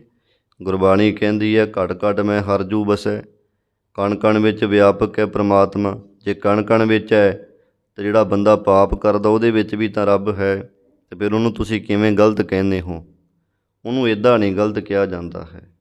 ਕਹਿੰਦੇ ਉਹ ਗਲਤ ਹੋ ਕਿਵੇਂ ਗਿਆ ਜੇ ਰੱਬ ਉਹਦੇ ਵਿੱਚ ਹੈ? ਗਲਤ ਹੋ ਗਿਆ ਕੁਸੰਗਤ ਕਰਕੇ, ਉਹਦੀ ਸੰਗਤ ਗਲਤ ਹੋ ਗਈ ਸੀ। ਪਰਮਾਤਮਾ ਜਿਵੇਂ ਰੌਸ਼ਨੀ ਹੈ, ਰੌਸ਼ਨੀ ਦੇ ਵਿੱਚ ਆਪਾਂ ਬੈਠੇ ਨਾਮ ਜਪ ਰਹੇ ਹਾਂ, ਸੰਗਤ ਕਰਦੇ ਹਾਂ, ਬਾਣੀ ਪੜ੍ਹਦੇ ਹਾਂ। ਇਸੇ ਰੌਸ਼ਨੀ ਦੇ ਵਿੱਚ ਕੋਈ ਦਾਰੂ ਪੀ ਰਿਹਾ ਹੈ, ਕੋਈ ਤਾਸ਼ਾਂ ਖੇਡ ਰਿਹਾ ਹੈ, ਕੋਈ ਗਲਤ ਕੁਕਰਮ ਕਰਦਾ ਪਿਆ ਹੈ। ਅਤੇ ਹੁਣ ਰੌਸ਼ਨੀ ਦਾ ਤਾਂ ਕੋਈ ਕਸੂਰ ਨਹੀਂ। ਸੂਰਜ ਦੇ ਚਾਨਣ ਵਿੱਚ ਕੋਈ ਸੰਗਤ ਜੀ ਆ ਫਸਲ ਖੇਤੀਬਾੜੀ ਕਰਦਾ, ਫੁੱਲ ਲਾਵੇ, ਅਤੇ ਕੋਈ ਬੰਦਾ ਚੋਰੀਆਂ ਕਰੇ, ਕਿਸੇ ਦਾ ਕਤਲ ਕਰ ਦੇਵੇ, ਇਹਦੇ ਵਿੱਚ ਸੂਰਜ ਦੀ ਰੌਸ਼ਨੀ ਦਾ ਤਾਂ ਕੋਈ ਦੋਸ਼ ਨਹੀਂ ਨਾ। ਅੱਗੇ ਜਿਸ ਤਰ੍ਹਾਂ ਦਾ ਕਿਸੇ ਨੇ ਕਰਮ ਕੀਤਾ ਹੈ ਉਹ ਕਰਮ ਉਹਦਾ ਗਲਤ ਅਤੇ ਸਹੀ ਹੋ ਸਕਦਾ ਹੈ। ਇਹ ਗੱਲ ਇੱਥੇ ਸਮਝਾਈ ਬਾਣੀ ਦੀ ਵੀ ਪਰਮਾਤਮਾ ਹੈ, ਕਣ ਕਣ ਵਿੱਚ ਹੈ, ਸਾਰਿਆਂ ਵਿੱਚ ਹੈ। ਪਰ ਫਿਰ ਬੰਦਾ ਗਲਤ ਕਿਵੇਂ ਹੋ ਜਾਂਦਾ? ਕਹਿੰਦੇ ਇਹ ਅਸਰ ਹੋ ਜਾਂਦਾ ਸੰਗਤ ਅਤੇ ਕੁਸੰਗਤ ਕਰਕੇ। ਜਿਹੋ ਜਿਹੀ ਜੋ ਜੈਸੀ ਸੰਗਤ ਮਿਲੇ ਸੋ ਤੈਸੋ ਫਲ ਕਾਏ। ਇੱਦਾਂ ਹੁਣ ਅੱਗੇ ਹੋਰ ਸਮਝਾਉਂਦੇ ਹਨ। ਸੋਈ ਤਾਂਬਾ ਰੰਗ ਸੰਗ। ਦੇਖੋ ਭਾਈ ਉਹੀ ਤਾਂਬੇ ਦੀ ਨਿਆਈ ਜਿਹੜਾ ਜੀਵ ਹੈ, ਅਤੇ ਉਹ ਰੰਗ ਕਲੀ ਦੀ ਨਿਆਈ ਜੇ ਉਪਾਸਨਾ ਦੇ ਨਾਲ ਮਿਲ ਜਾਵੇ ਤਾਂ ਇਸੇ ਤਰ੍ਹਾਂ ਜਿਉ ਕਿਹਾ ਹੋਈ। ਤਾਂ ਕਹਿੰਦੇ ਹੈ ਕਿ ਜੇ ਕਿਸੇ ਦੀ ਉਪਾਸਨਾ ਕਰੇ ਤਾਂ ਉਹੋ ਜਿਹਾ ਹੋ ਜਾਂਦਾ ਹੈ। ਭਾਵ ਜਿਵੇਂ ਤਾਂਬੇ ਨੂੰ ਕਲੀ ਕਰ ਦਈਏ, ਕਲੀ ਦੀ ਪੁੱਠ ਦੇ ਦਈਏ ਤਾਂ ਉਹ ਕਹਿ ਦਾ ਭਾਂਡਾ ਬਣ ਜਾਂਦਾ ਹੈ। ਆਉਂਦਾ ਤਾਂਬਾ ਹੀ ਹੈ, ਕਹਿ ਕੋਈ ਵੱਖਰੀ ਧਾਤ ਨਹੀਂ ਹੁੰਦੀ, ਤਾਂਬੇ ਵਿੱਚੋਂ ਹੀ ਕਹਿੰਦੇ ਨਿਕਲ ਜਾਂਦੀ। ਅੱਗੇ ਪਿੱਤਲ ਜਿਹੜਾ ਹੁੰਦਾ, ਪਿੱਤਲ ਵੀ ਕਹਿੰਦੇ ਕੋਈ ਧਾਤ ਨਹੀਂ, ਇਹ ਵੀ ਤਾਂਬੇ ਵਿੱਚੋਂ ਹੀ ਨਿਕਲਦਾ ਹੈ। 7 ਧਾਤਾਂ ਮੰਨੀਆਂ ਹੋਈਆਂ ਉਹਨਾਂ ਵਿੱਚੋਂ। ਤੋ ਇਸ ਤਰ੍ਹਾਂ ਕਰਕੇ ਕਹਿੰਦੇ ਜਿਵੇਂ ਉਹ ਹੋ ਗਿਆ ਤਾਂਬਾ ਕਲੀ ਕਰਕੇ ਅਤੇ ਉਹ ਕਹਿ ਬਣ ਗਿਆ, ਤਿਵੇਂ ਭਾਈ ਜਿਹੜਾ ਮਨੁੱਖ ਕੋਈ ਕਲੀ ਦੀ ਨਿਆਈ ਉਪਾਸਨਾ ਕਰਦਾ ਕਿਸੇ ਦੇਵਤੇ ਆਦਿਕ ਦੀ ਤਾਂ ਫਿਰ ਉਹ ਉਹੋ ਜਿਹਾ ਹੀ ਹੋ ਜਾਂਦਾ ਹੈ। ਜਿਵੇਂ ਬਾਣੀ ਵਿੱਚ ਵੀ ਮਹਾਰਾਜ ਨੇ ਕਿਹਾ ਮਹਾਮਾਈ ਕੀ ਪੂਜਾ ਕਰੈ, ਨਰ ਸੈ ਨਾਰ ਹੋਏ ਅਵਤਰੈ। ਜੇ ਕੋਈ ਦੇਵੀ ਦੀ ਪੂਜਾ ਕਰਦਾ ਜੇ ਬੰਦਾ ਹੈ ਤਾਂ ਅਗਲਾ ਜਨਮ ਉਹਨੂੰ ਇਸਤਰੀ ਦਾ ਮਿਲ ਜਾਏਗਾ। ਅਤੇ ਜੇਕਰ ਕੋਈ ਸ਼ਿਵ ਜੀ ਦੀ ਪੂਜਾ ਕਰਦਾ ਹੈ ਤਾਂ ਫਿਰ ਉਹਨੂੰ ਅਗਲਾ ਜਨਮ ਉਸੇ ਤਰ੍ਹਾਂ ਦਾ ਮਿਲ ਜਾਵੇਗਾ, ਸ਼ਿਵ ਜੀ ਵਰਗਾ ਮਿਲ ਜਾਵੇਗਾ। ਬਰਦ ਚੜ੍ਹੇ ਡੌਰੂ ਟਮਕਾਵੇ, ਤੋ ਇੱਦਾਂ ਦੀ ਕਹਿੰਦੇ ਹਾਲਤ ਹੋਵੇਗੀ। ਤੋ ਇੱਥੇ ਦੱਸਦੇ ਹੈ ਜਿਹੋ ਜਿਹੀ ਕੋਈ ਉਪਾਸਨਾ ਕਰਦਾ ਹੈ ਉਹਨੂੰ ਅੱਗੇ ਉਹੋ ਜਿਹਾ ਭਾਈ ਫਲ ਮਿਲਦਾ ਹੈ। ਸੋਈ ਤਾਂਬਾ ਜਿਸਤ ਮਿਲ। ਕੋਈ ਤਾਂਬਾ ਜੇਕਰ ਜਿਸਤ ਨਾਲ ਮਿਲ ਜਾਵੇ ਪਿੱਤਲ ਅਬਲੋਈ। ਫਿਰ ਪਿੱਤਲ ਦੇਖੀਦਾ ਹੈ। ਕਹਿੰਦੇ ਤਿਵੇਂ ਹੀ ਭਾਈ ਜੇਕਰ ਜੀਵ ਨੂੰ ਬੰਦਾ ਉਹੀ ਹੈ ਜਿਹਨੂੰ ਸੰਗਤ ਮਿਲ ਜਾਵੇ ਕੁਝ ਕਰਮ ਕਾਂਡੀਆਂ ਦੀ, ਤਾਂ ਕਰਮ ਕਾਂਡੀਆਂ ਦੀ ਸੰਗਤ ਕਰਕੇ ਉਹ ਉੱਦਾਂ ਦਾ ਕਰਮ ਕਾਂਡੀ ਬਣ ਜਾਂਦਾ ਹੈ। ਸੋਈ ਸੀਸੇ ਸੰਗਤੀ। ਉਹੀ ਜੇਕਰ ਕਹਿੰਦੇ ਹੈ ਕਿ ਸ਼ੀਸ਼ੇ ਦੀ ਸੰਗਤ ਹੋ ਜਾਵੇ ਤਾਂਬੇ ਨੂੰ ਤਾਂ ਕਹਿੰਦੇ ਉਹ ਫਿਰ ਐਂ ਭੰਗਾਰ ਜਿਹਾ ਦੇਖੀਦਾ ਹੈ ਨਾ। ਅਤੇ ਤਿਵੇਂ ਹੀ ਸ਼ੀਸ਼ੇ ਦੀ ਨਿਆਈ ਜਿਨ੍ਹਾਂ ਦੇ ਮਨ ਹੈ ਬੜੇ ਸਾਫ਼ ਹੈ, ਰੱਬ ਦੇ ਨਾਲ ਪ੍ਰੇਮ ਕਰਦੇ, ਪ੍ਰੀਤੀ ਦੀਆਂ ਲਿਸ਼ਕਾਂ ਪੈਂਦੀਆਂ ਨੇ, ਜੇ ਉਹਨਾਂ ਦੀ ਸੰਗਤ ਹੋ ਜਾਵੇ ਬੰਦੇ ਨੂੰ ਭੰਗਾਰ ਭਲੋਈ। ਤਾਂ ਕਹਿੰਦੇ ਇਸੇ ਤਰੀਕੇ ਦੇ ਨਾਲ ਭਾਈ ਭੰਗਾਰ ਭਲੋਈ। ਅਤੇ ਭਲੋਈ ਭਲੀ ਪ੍ਰਕਾਰ ਕਹਿੰਦੇ ਉਹ ਪ੍ਰਮਾਤਮਾ ਦਾ ਰੂਪ ਹੀ ਬਣ ਜਾਂਦਾ ਹੈ। ਤਾਂਬਾ ਪਾਰਸ ਜੇ ਤਾਂਬਾ ਪਾਰਸ ਨਾਲ ਛੂ ਜਾਵੇ ਹੋਏ ਕੰਚਨ ਸੋਈ। ਉਹ ਕਹਿੰਦੇ ਕੰਚਨ ਸੋਨਾ ਬਣ ਜਾਂਦਾ ਹੈ। ਤਿਵੇਂ ਭਾਈ ਜੇਕਰ ਗੁਰੂ ਦੇ ਨਾਲ ਜੀਵ ਮਿਲ ਜਾਵੇ ਜਾ ਕੇ, ਗੁਰੂ ਪਾਰਸ ਹੈ, ਗੁਰ ਪਾਰਸ ਹਮ ਲੋ, ਮਿਲ ਕੰਚਨ ਹੋਇਆ ਰਾਮ। ਗੁਰੂ ਪਾਰਸ ਦੀ ਨਿਆਈ ਹੈ ਅਤੇ ਆਪਾਂ ਜੇ ਤਾਂਬੇ ਦੀ ਨਿਆਈ ਬਣ ਜਾਈਏ ਤਾਂ ਜੇ ਗੁਰੂ ਨਾਲ ਮਿਲ ਪਏ ਤਾਂ ਭਾਈ ਗੁਰੂ ਪਰਮਾਤਮਾ ਰੂਪ ਹੀ ਬਣਾ ਦਿੰਦਾ ਸੋਨੇ ਦੀ ਨਿਆਈ।